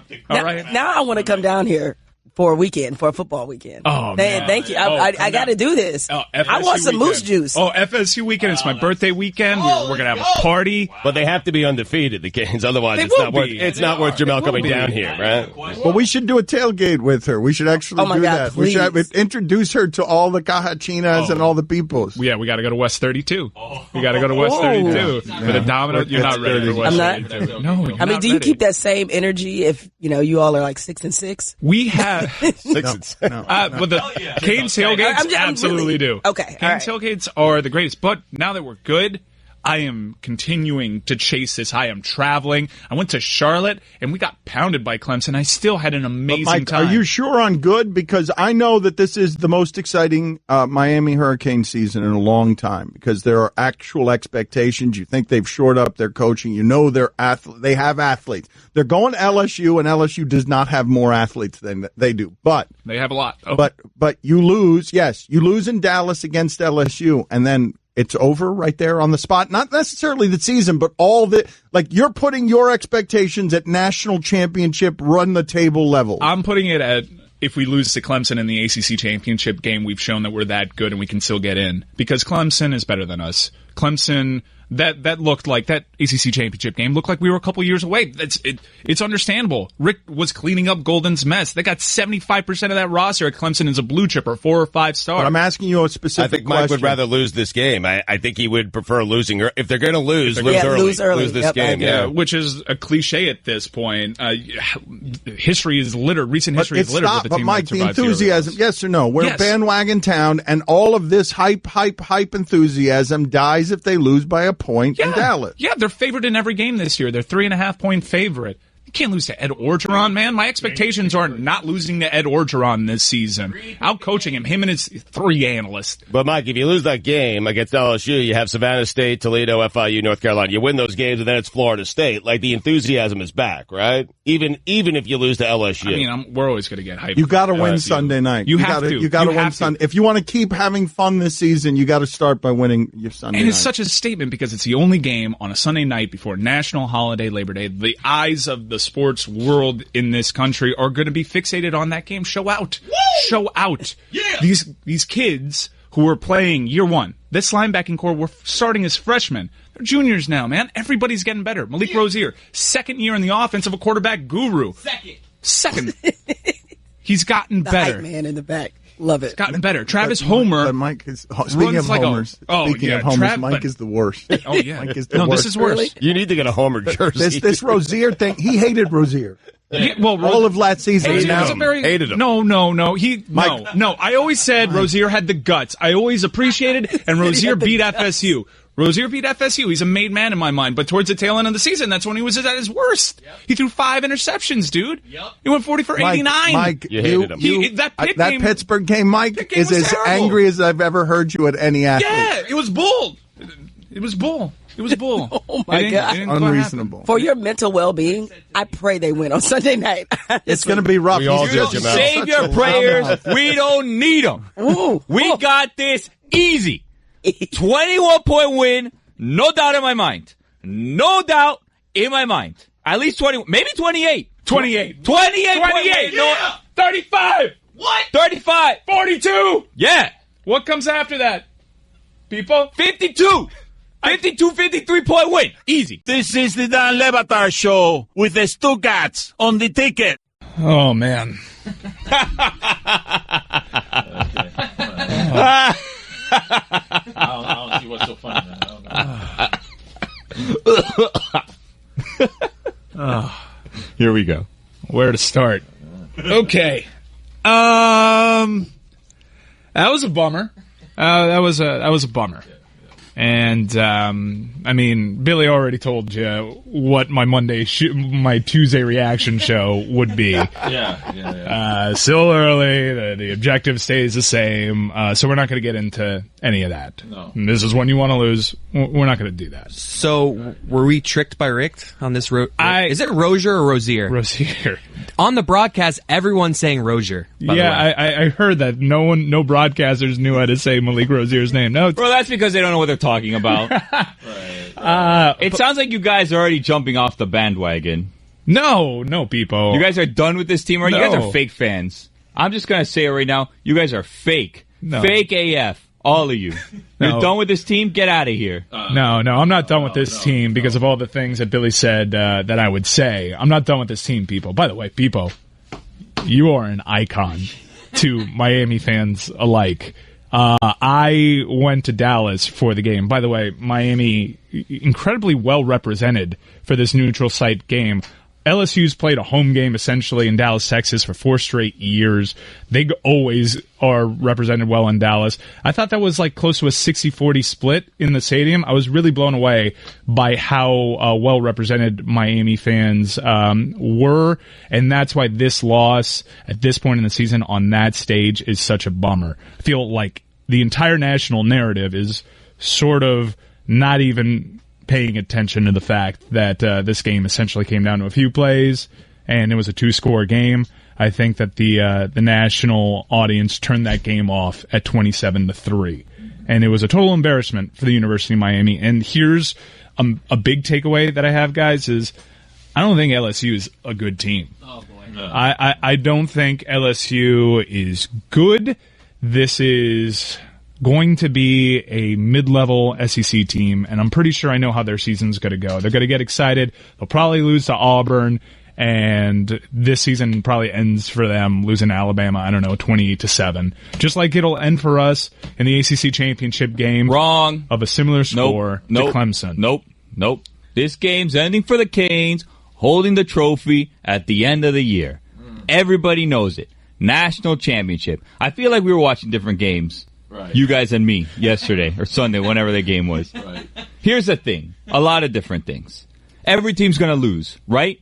But the smart coaches, they pick when to lose the game. Mm-hmm. And Mark Richt said, you know what? If we're going to have to lose because the refs, obviously cheating the entire game, he said, you know what?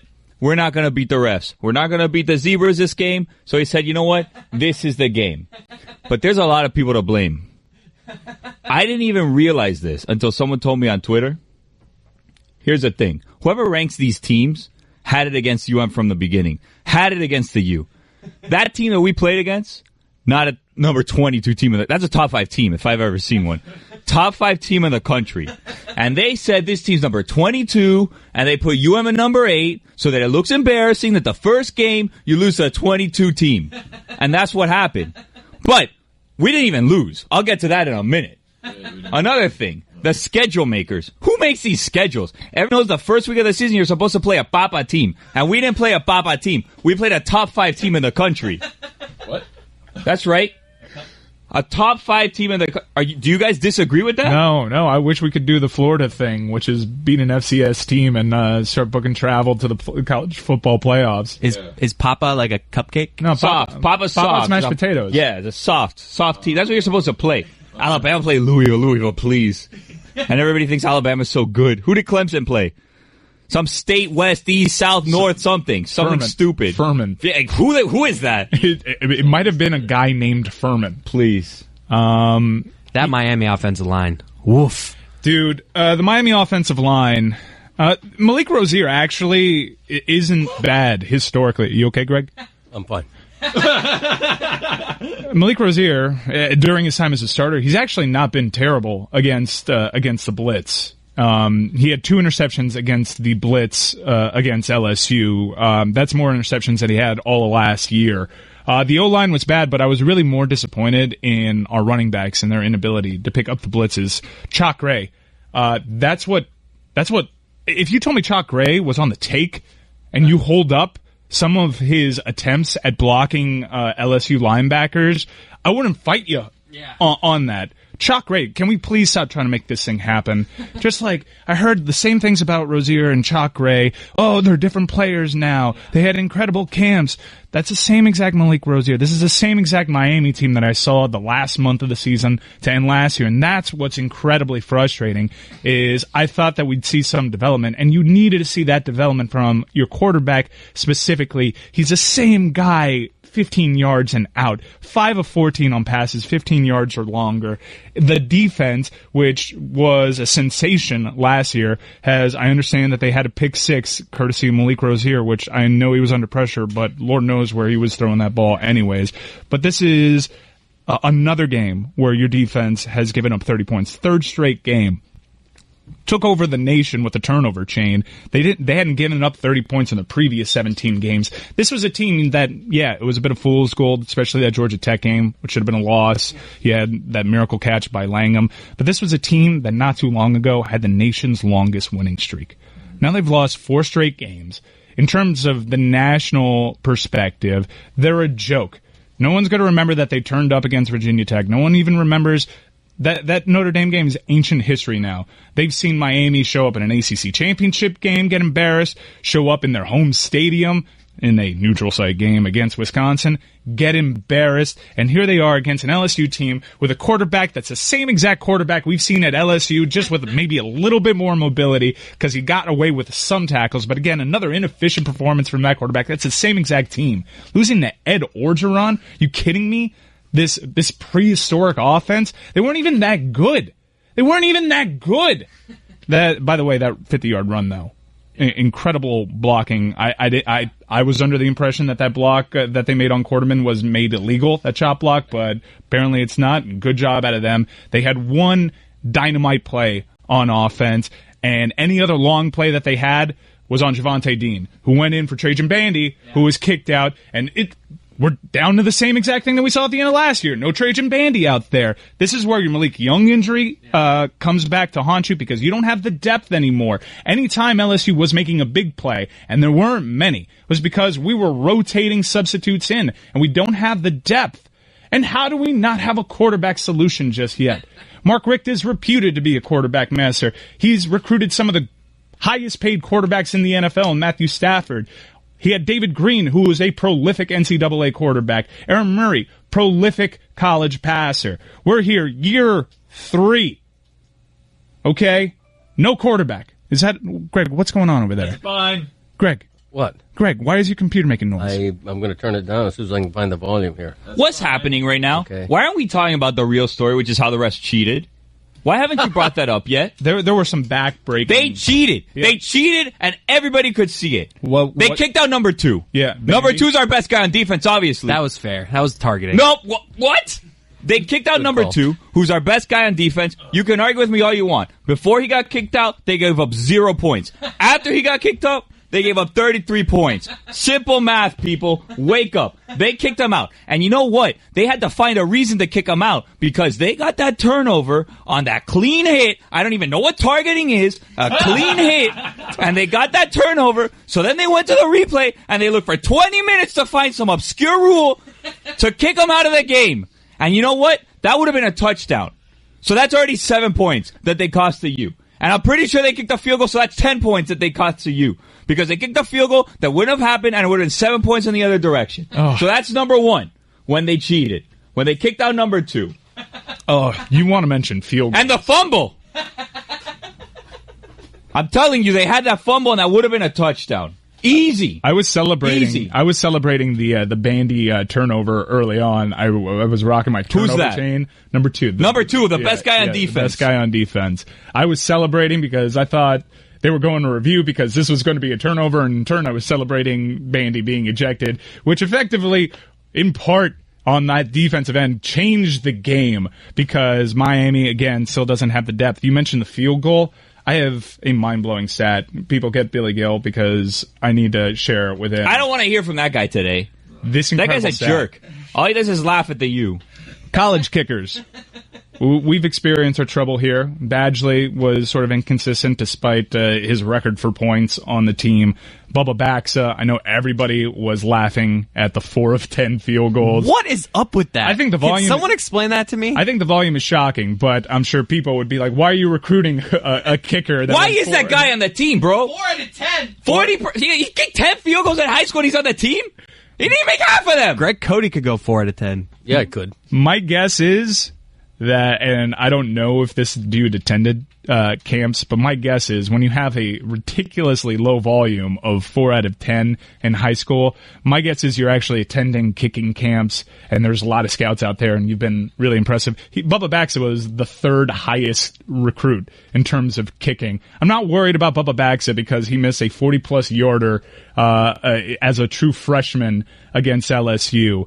I'm not worried about Baxa just yet because college kickers miss, except for the ones that play the University of Miami. So here's an amazing stat, and Tim Reynolds of the AP was tweeting this out. You want to guess how many straight field goals opposing kickers have made against the University of Miami? 800. A little bit over. But 57 straight field goals. Oh, my God. Wow. This dude for LSU was a D2 transfer. The Clemson ones in the ACC championship game were ridiculous because they have struggled. 57 straight made field goals in college against the University of Miami. That was the last miss was the Duke game in 2016. Meaning Donald Trump was elected as president 10 days before the most recent missed field goal against the University of Miami. That's me clapping my hands out of frustration. This is ridiculous. If this is ever going to make itself up, we need like 12 straight misses out the box, and Savannah State might do that. If Savannah State can even get past midfield, because Savannah State, I believe, made 1 completion in their game against UAB. Savannah State, not good, which leads me to my next point, which is Jaron Williams. The refs again, cheating? No. Oh. Jaron Williams. People, you know who Jaron Williams is? Who's that? Jaron Williams. Number 37. Freshman. Number 42. Number Freshman 87. quarterback. Freshman quarterback, which might be the answer to where's this great quarterback that quarterback guru Mark Richt is supposed to be recruiting. He's not ready by what Mark Richt says in terms of knowing the offense. He's not comfortable enough throwing Williams out there. And we saw with LSU's pass rush and our inability to block him, even though Rozier was terrible, and the same Malik Rozier you saw over the last month of the season, you don't want to put a true freshman in that situation. It became pretty obvious why Malik Rozier was there. Nkosi Perry was not an option because Nkosi Perry was suspended. Nkosi Perry, not a thing. Let's stop talking about it. He's not the future of this program. He's had every opportunity to do little things and big things in camp. Can't do it. Can't be trusted. We're on to Jaron Williams. Nkosi Perry probably got a transfer. We all fell for it. We all wanted Nkosi Perry to be the guy. He's not the guy, clearly. Can't be trusted. Weldon, maybe. From what I hear about Weldon, he's got a bit of an attitude that his teammates actually respond to. They like his fiery leadership. He's going to turn the ball over if he gets out there, but I don't think he's a kind of stud star quarterback. So the stud star quarterback is probably Jaron Williams. He doesn't know the offense yet. I don't care if he knows 5 plays. Throw him out there for the 5 plays he does know against Savannah State. Let's see something. You can play him in up to 4 games with the new red shirt rules. Let's see if we got a guy. What happened to the Heisman candidate? Bro, this guy's off the bandwagon, Dan. I don't know what's going on with him. All of a sudden, we're serious. I'm telling you right now, and I told him before, and you missed this. Dan, the refs were cheating all game long. All game long. They kicked out number 2. I'm going to catch you up. They kicked out number 2, the best player on defense, obviously. Then, that was going to be a touchdown. They got a field goal out of it. That's 10 points right there. 7 points for the U, 3 points for LSU. That's a 10-point difference. Then, what about the other play? That fumble that they recovered, that they ran back for a touchdown. Do you remember that play? I do. And then another replay. The replay exists only to screw the U. I'm telling you right now, screw the U is what they said when they pitched the replay review in college, and everybody's like, yep, because everybody hates the U. Everybody knows it. So what's that? That's 7 plus 7 plus 3 is like 16 or 17 points right there that the U had. So instead of a 33 to, what was the score? 33 to 17 game. Tie game. No! Tie game nada. Get tie game, need tie game. The game should have been 31-16 to you if it wasn't for those 2-3 plays by the refs. And I'm sure there's another 7 in there somewhere if I go looking for something that they did. Oh, Pipo, you forgot the punt sequence in the second half when you're trying to get back into the game. I didn't forget that. You tell them, though. The LSU punter flops deep within his own end zone. There was a holding call earlier in the game that might have occurred in the end zone. And there's face masks left and right that they're not calling. Okay, so the punter flops, gets another crack at the punt in his own end zone, and then a Miami player comes charging in to block the punt, jumps straight up in the air, gets upended 15 yards on Miami. I don't understand that rule. And now that we're on the subject of punting, the rule is you can't somersault over. Yeah, but he didn't. He jumped straight up in the air and he got upended. Okay, like he can't control his body when there's somebody going low. What's the rule? You can't do what the UM guy did. Yeah, of course. You can never do what the UM guy does. That's the rule. UM did it. Can't do it. Nope.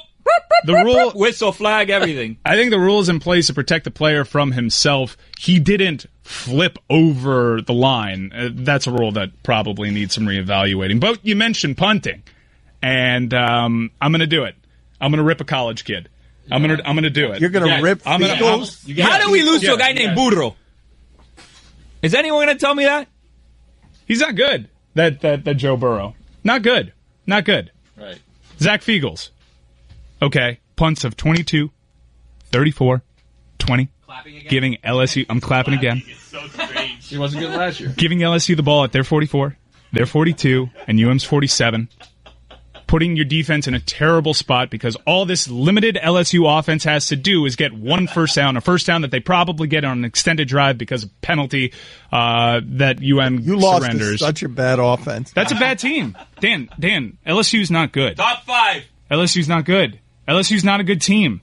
This is not a couple plays away from beating Alabama, which is they why must it's so have discouraging. one good corner because Greedy. Here's the thing with Almon Richards. This is becoming useless, man. Well, Almon Richards wasn't even there in the second half because he got hurt, but it's not a major injury. There were all these sort of unsubstantiated rumors that he yelled at Malik Rozier at halftime. That was just total Kane's Twitter nonsense. It's not what happened. He hurt his knee, apparently, and now there's people around the program and fans alike saying, what's going on with Almon Richards? Is he soft? A lot of people questioning his toughness. I'm not going to go that far. Jeff Thomas, though. I told you Jeff Thomas in the slot. We got an NFL player on our hands. We got a first-round talent in Jeff Thomas, 132 yards. Brian Hightower, a true freshman, catching a touchdown pass. Should have had another one. Malik Rozier lost him. And a Heisman quarterback. No, here's the thing about the Heisman, which was totally taken out of context, even though I put appropriate context on it, which was if Miami handles its business against an easy schedule, and you have a quarterback for an undefeated program, he's going to be... This is what I don't want to hear from you, okay? You spent all of last season crushing the kid, then you spent all of the offseason convincing yourself that he was going to get a lot better. And they're getting amateur play from their quarterback position, and they tried to hide him all of last year, and they tried to hide him, and they did for 10 games. They hit him for 10 games. Yeah, I don't think it's true that I was crushing Malik Rozier all season. I think Malik Rozier, and I'm still okay with Malik Rozier, even though he missed some really easy passes. Malik Rozier was the same Malik Rozier, and that's really frustrating. He's incredibly limited. But I'm not going to hold it against him because he's limited. What I will hold against this program is that we haven't found anybody better. This isn't a short period of time. That's the biggest indictment. This isn't a transitional year. No, that's a fair indictment. That you can't find anything better to put at quarterback than that is a totally fair indictment. You had Mark Richt, who was shoving Brad Kaya out the door. Didn't want him here, and his best option was Malik Rozier. Hell, Eason, the kid from Georgia, was available as a transfer.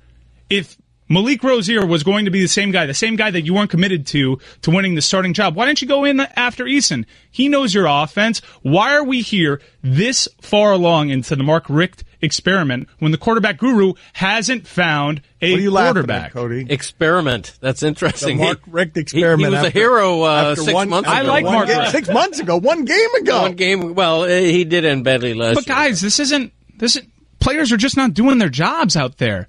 Chuck Gray sliding. Chuck Gray's a fifth-year senior. Chuck Gray's been here since the 80s. I think he lifted the first national championship. Chuck Gray sliding out of the way of a linebacker. Players making dumb penalties. Your punters shanking punts left and right. Even in pregame warm-ups, I'm watching this guy. He kicks a 15-yarder. Blocked by one LSU offensive lineman. These are players not executing. You just don't have the depth. Right. You just don't have the depth because when your first-team defense is out there, by the way, one question mark, defensive line, Gerald Willis was the best player on the field. He's the best player on the field. We didn't expect that, but he comes out of the game, they carve you up the middle. You can't survive a Trajan Bandy ejection because Javonte Dean comes in there and he gets attacked. Mike, you could sit here and complain about the execution. You get throttled that way by that team. With no offense. That team has no offense. That's not a good team. You get throttled that way by that team. Everything that was talked about this offseason was a lie. Miami might not face a better defense than LSU's until and if they meet Clemson in the ACC championship game again. That's a very good defense. I think Virginia Tech might have something to say about that now, too. I would make that argument. If Clemson gets there. What are you talking about, people? Clemson's in the middle of their dynasty right now. Clemson get quieted down after that. What are you talking about? Have you not been paying attention? What game were all of you guys watching? I explained to you that the game was 33-16 the U if it wasn't for those cheating refs.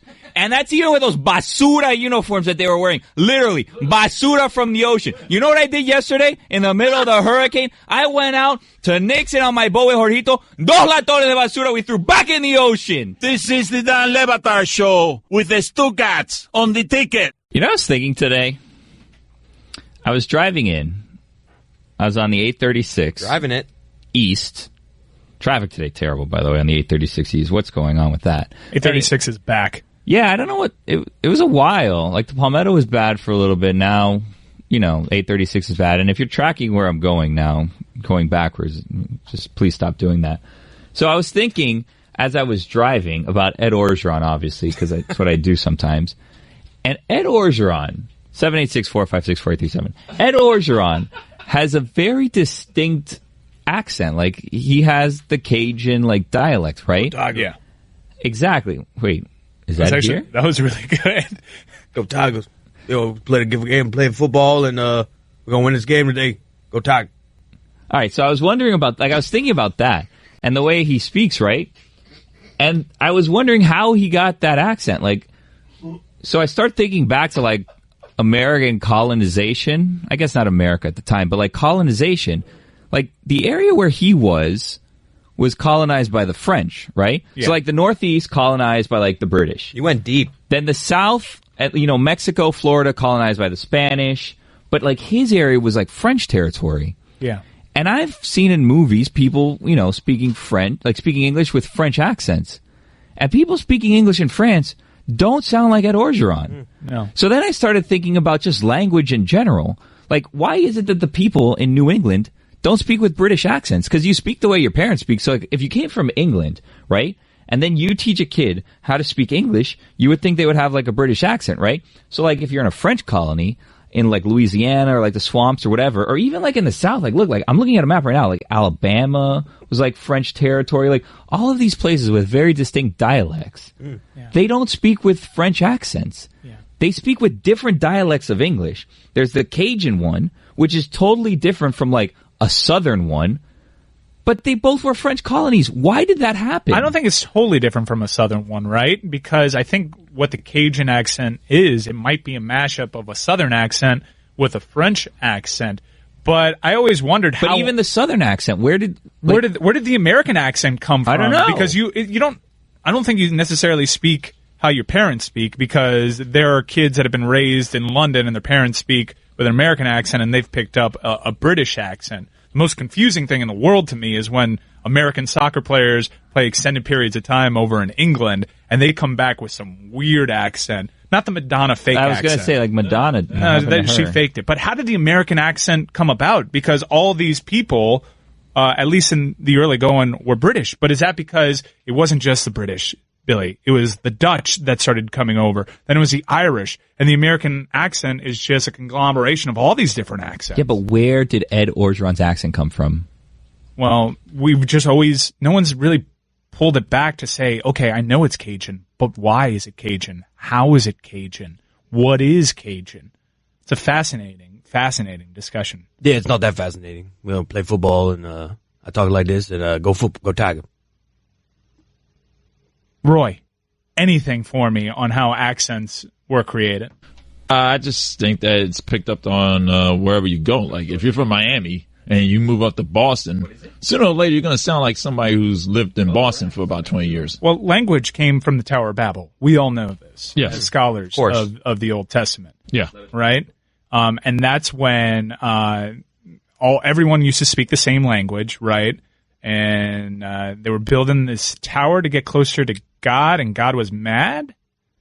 I don't think it was to get closer to God, but God did get angry. And I know decided, God got mad. Yeah, God, anytime something bad happens in the Old Testament, they peed God. Oh yeah. They really made him angry, and they decided to separate the languages. So now nobody can understand each other. 786-456-4837. If you can help us understand why accents exist. Ed Orgeron's on line 3. Ed Orgeron's on line 3. Okay. Ed Orgeron, you're on ESPN Radio. Yeah, this is Eduardo Orgeron, and I'm calling to talk to people. I want to know when I get my U back. Oh, bro, get out of here with that. Hang up on him.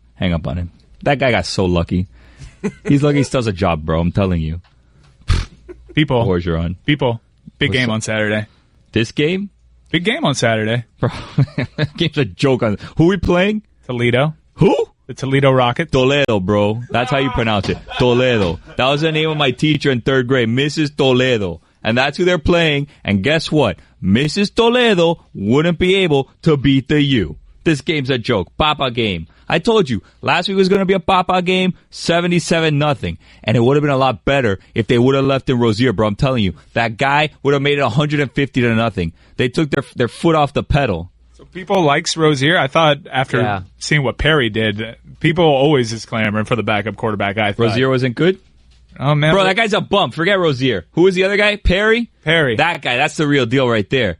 That's what I'm telling you. What about Weldon?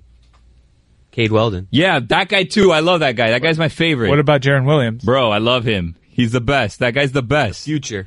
Yeah, man, the future. That guy's the best. You know, I'm worried about Rick, though. Why? Because he showed me this week that he was a little bit soft. What, by winning 77-0? Yeah, it should have been a lot more. They started playing with those weak plays at the end of the game, and you know what? You need to just ram it down there like that. That's what you need to do. When you have them down, you need to pounce. You need to show the nation this is the best team in the country. And he didn't do that. Toledo's going to be excited for this game. Toledo doesn't get good teams to come there. This is like their biggest game in their school. Rick is coaching for his job as far as I'm concerned against Toledo. You lose to Toledo, you have no business coaching the U. I can't argue that. That's actually an excellent take. This is back-to-back weeks Mark Richt has been coaching for his job. He's on the hot seat this whole season. And next week against FIU.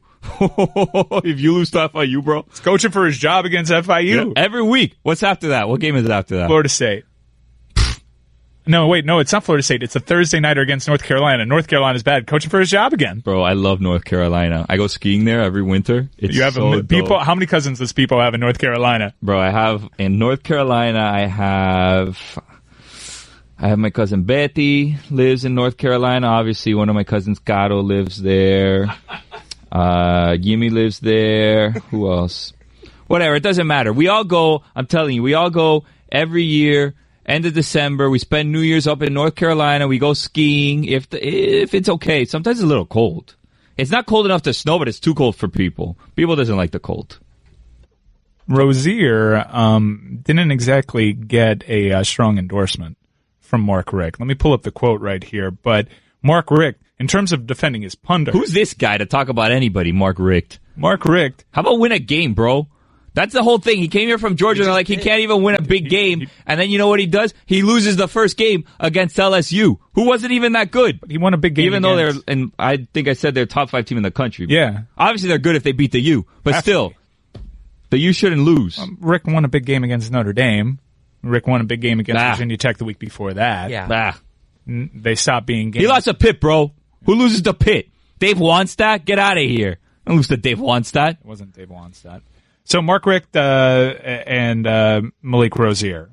Let's get to this ringing endorsement that he had for Malik Rozier. The bottom line is we're going to play who we think gives us the best chance of winning. As long as he being Malik Rozier or Rozier, he'll start. If we think someone else can give us a better chance to win, we'll start that guy. How about we start with the coach that gives us the best chance of winning? This guy lost. He shouldn't be coaching the next game. Have some other coach the game. I want to hear what Malik Rozier has to say about Mark Richt, but he's not going to say it. Say it, bro. Sack up. But when it came to punter Zach Fiegels, Mark Richt, huge, strong endorsement. Guy's a bum. Does he have a choice? It's Fiegels, without a question, when asked who his starting punter is. We shouldn't even have a punter, to be honest with you. They should be going for it all the time. I hate punting. You guys like punting? What a waste of a play. I don't like punting when they go 25 yards. When I play NCAA or Madden, I never punt. 4th and 20, I go for it. You know why? Because I have the heart of a champion. Unlike this Richt bum. What has he ever won? Richt? Allison, what has he ever won, Richt? Allison! What has Richt ever won? Nothing. That's right. You heard it. She said it. What he's won. Nothing. Punting is one of the few things in sports that sounds like the word that describes it. Like when someone punts, it sounds like punt. Whereas when you kick a ball or throw a ball, it doesn't really you don't hear that noise. When someone punts a ball, it sounds like the word punt. Listen, wow. Next time you hear a punt, listen for it. What about a bunt? Ooh. All right. Bunt sounds that's like second place. And a tennis slice. Slice. Slice. Slice. How about a chip in golf? Chip. No. Doesn't? I hadn't considered that one. Not as good as punt though. How about a putt in golf? Ooh. Putt, I don't. Good. Maybe that's how they came up with these words. Punt. Dan mentioned yesterday. How did they invent the word mulligan? Yeah. This is only a 10-point spread. We're only favored by 10. We're only favored by 10? This is scary. Wait a second. Nervous. I had no idea about this. I'm learning about this. We're only favored by 10 at the Glass Bowl. Sportsline.com. Minus 10. Miami's getting in this habit of playing a program's biggest home game ever. They did it at Appalachian State, and that game was terrifying headed into it. We thought we were going to give Appalachian State its biggest win ever, and that's a lot considering they won at the Big House against Lloyd Carr. Yeah. And then we were all kind of happy that the Arkansas State game got canceled because Miami was traveling to Arkansas State.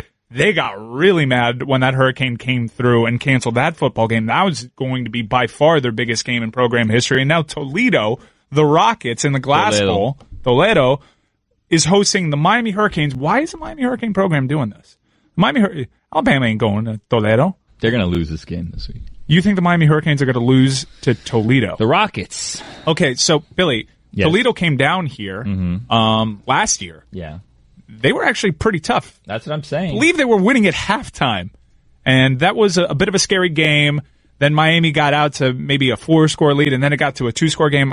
I remember that Toledo's quarterback was pretty excellent and could have started at Miami. That quarterback is now gone. They got a new quarterback, but the Rockets put up tons of points.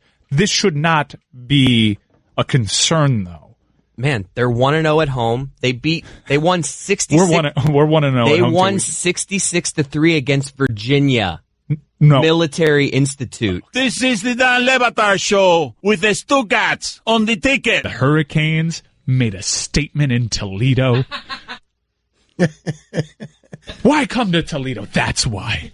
That's why. You thought you were going to make your program just like Appalachian State before you, and guess what? Statement. And Malik Rozier, don't apologize for what's happening on social media.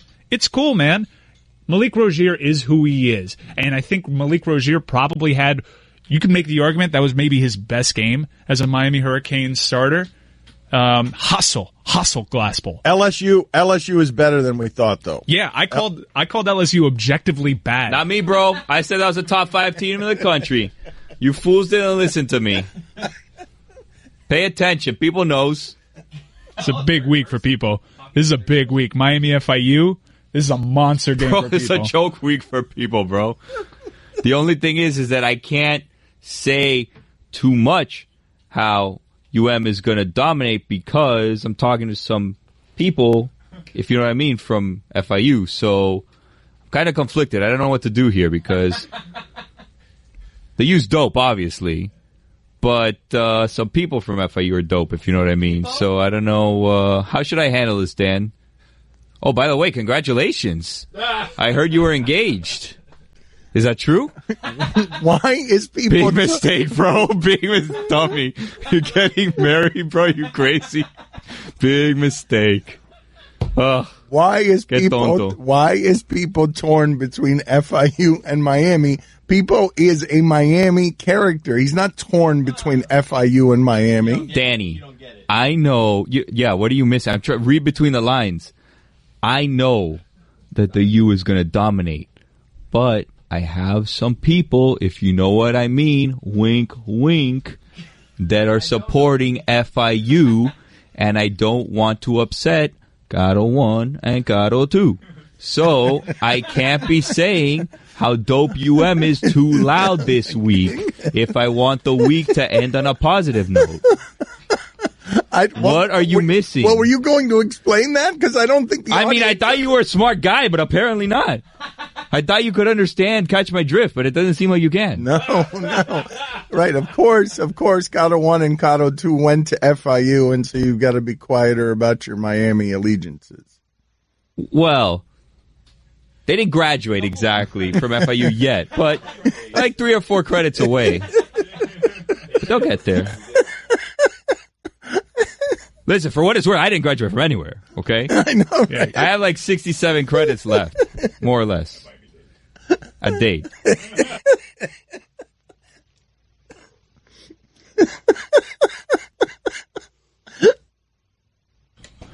Malik took to Instagram, Dan, and he put an Instagram comment of the shushing face emoji because that's what he did after his first touchdown at the Glass Bowl. He shushed the crowd, and I loved how cocky my Canes were, going right up to that raucous student section in Toledo. Come on. And he did the shushing face emoji and the caption, that shush wasn't just for Toledo fans. Oh, Malik Rozier dunking on the Canes fans that booed him against Savannah State. And then he walked it back on his IG story. He said, that post wasn't meant for Canes fans, but if it offends you, shrugging shoulders emoji. Which, Malik Rozier, don't apologize for being Malik Rozier. I know you're Malik Rozier. You know you're Malik Rozier. It's some Canes fans that don't know you're Malik Rozier, that think you're somebody different. Which Canes fans? I think I know one of them. There's one back there. But Pipo's aside, Malik Rozier is always going to hover around 50% completion. He's always going to miss a wide open Will Mallory. He's going to make some bad mistakes. And he's going to make some big plays on the ground. This is a dynamic you're not used to seeing, and enjoy the ride. Enjoy the Malik Rozier. But Perry can make those same plays on the ground. Well, I don't understand why we're so why are we so obsessed with him? He's not that good. It is kind of puzzling. He's whack. He's dope. No, he's not dope. Sorry, he's whack. Sorry. I was thinking Nkosi Perry. Nkosi Perry's dope. Yeah. Malik Rozier's a bum, bro. That guy can get out of here already. Well, I'm ready for him to graduate or not graduate or whatever. The book on Nkosi Perry is what he's best at is the deep ball, which makes me a little angrier that he's not out there because the deep ball is a real weapon when you have Jeff Thomas, who is an absolute pro. That dude is possibly a first-round draft pick at wide receiver. And when Amon Richards gets healthy, you have Richards and Jeff Thomas and a quarterback who can probably overshoot them by 30 yards. Mike, I have come to think that Richards' first name is when you get a healthy Amon. When you get a healthy Richards. No, when you get a healthy is his first name. No, when you get a healthy Amon is his first name. Like, I feel every sentence you've started for 2 years around him has been, when we get a healthy Amon. I feel like it's a really long name that should be on the back of the uniform. He's as fast as Jeff Thomas. I don't know if he's as fast after these injuries. When he's healthy, right? When you get a healthy Amon. When he's out there, Amon. Opposite of Jeff Thomas. Those are two really good weapons, and it is going to be pretty frustrating when you have a quarterback that's not going to be able to hit them with consistency. But he's a veteran, and he knows the playbook, and he knows how to decipher defenses, allegedly, and he's not going to make as many mistakes as Nkosi Perry, allegedly, but he makes a lot of mistakes. The drawback to playing Nkosi Perry is mistakes. However, the guy that you have in there makes mistakes. I would find it troubling if I were watching these practices and no matter what, there wasn't someone on the roster soon ready to be the guy that they continue to have start. And I say this as no affront to Malik Rozier, but they're not going anywhere unless they get someone at the position who makes him not the starter anymore. Like you need someone. I don't know what they're not seeing in practice. You got to defer to Mark Richt on this. If he was seeing something that was obvious that suggested to him that there weren't going to be a lot of mistakes or that Perry knows the offense, whatever it is that he's seeing, if they don't get better quarterback play than this quarterback, and I'm not saying better quarterback from this quarterback, I'm saying if they don't get better quarterback play than this, they will be an also-ran in the ACC. They will be another, they'll be another one of the Virginia Techs. They'll be one of these teams that's sort of hovering around, but nobody fears them. Yeah, their ceiling is probably Clemson with Taj Boyd at quarterback. New Year's game, but outside the playoff. That's their ceiling right now without a better quarterback. And I will readily admit that Malik Rozier is probably a top 6, top 5 quarterback over the last 20 years in this program. But I know what he is. And I know exactly what his ceiling is. And it looks like N'Kosi Perry has a higher ceiling. I'd like to see him get more playing time during games, not just handing the ball off 8 times. But I'm trying to remember the last time that what I'm about to say was true, because what the Miami I remember was loaded all over the place, and they would turn Ken Dorsey and Steve Walsh and Craig Erickson into the quarterback, and he'd be good enough. Miami's ceiling is his ceiling, and neither of those is good enough. Although you did just watch LSU go into Auburn and win. You did just watch that. That loss is starting to look better. It is just a 2-score loss. This guy's a hater, bro. They just won by like 25 points, won by 77 the week before. What's your deal, guy? Like, why is it nothing's ever good enough for you? They barely lost to a top 5 team in the country. They blew out a team by 77. They blew out another team in the glass, whatever the hell it's called, by 25 points. What's your problem? Why is nothing ever good enough for you? You're a hater. You hate this U for whatever reason. You hate us because you ain't us. We're going to come back to this. You're jealous of us. You're jealous of that U. You always have been. And I don't know what the problem is with you. Did you grow up down here? Yes. You're not even from Miami, bro. You're from Broward. That's not Miami.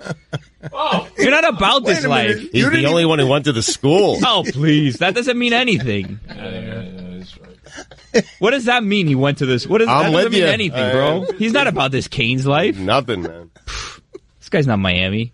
Guy's Broward, 954 over here. You're not 305. You're 954, bro. You're just mad because you tried to kill the football program and it didn't work. You and your little article, your little typewriter, writing stories about the Pell Grants, and you tried to get everybody fired, and you and Donna Shalala trying to kill the team together, and it didn't work. Didn't work. And she's not gonna win that seat in the House either, but that's another thing. That's another thing. But me and my Canes fan are gonna make sure that Donna Shalala, who tried to kill this football program, is not gonna be in the Senate or the House or whatever she's running for because of what she did to this school. All you gotta do is register to vote, people. Yeah. This lady thought that we should make the school's focus be more on education than football. What's wrong with her? Is she crazy? Why would you do that? Why would you care more about the academics than the athletic program? That's ridiculous. I don't know what your excuse is. What's your excuse? Why are you sending so much haterade? Just tell the people. What's your deal? Because you lost in the first week against LSU. Barely. Top 5 team. We've gone over this. They're a top half of the SEC team, but they're not the best team in that conference. We're the best team in our conference and every conference. No other conference, Dan, has had the champion go to back-to-back national championship games. Prove me wrong. Am I wrong? Yes. Who? You're in Alabama. Oh, they didn't win the conference championship. Checkmate, bro. This is the Dan Le Batard Show with the Stugatz on the ticket.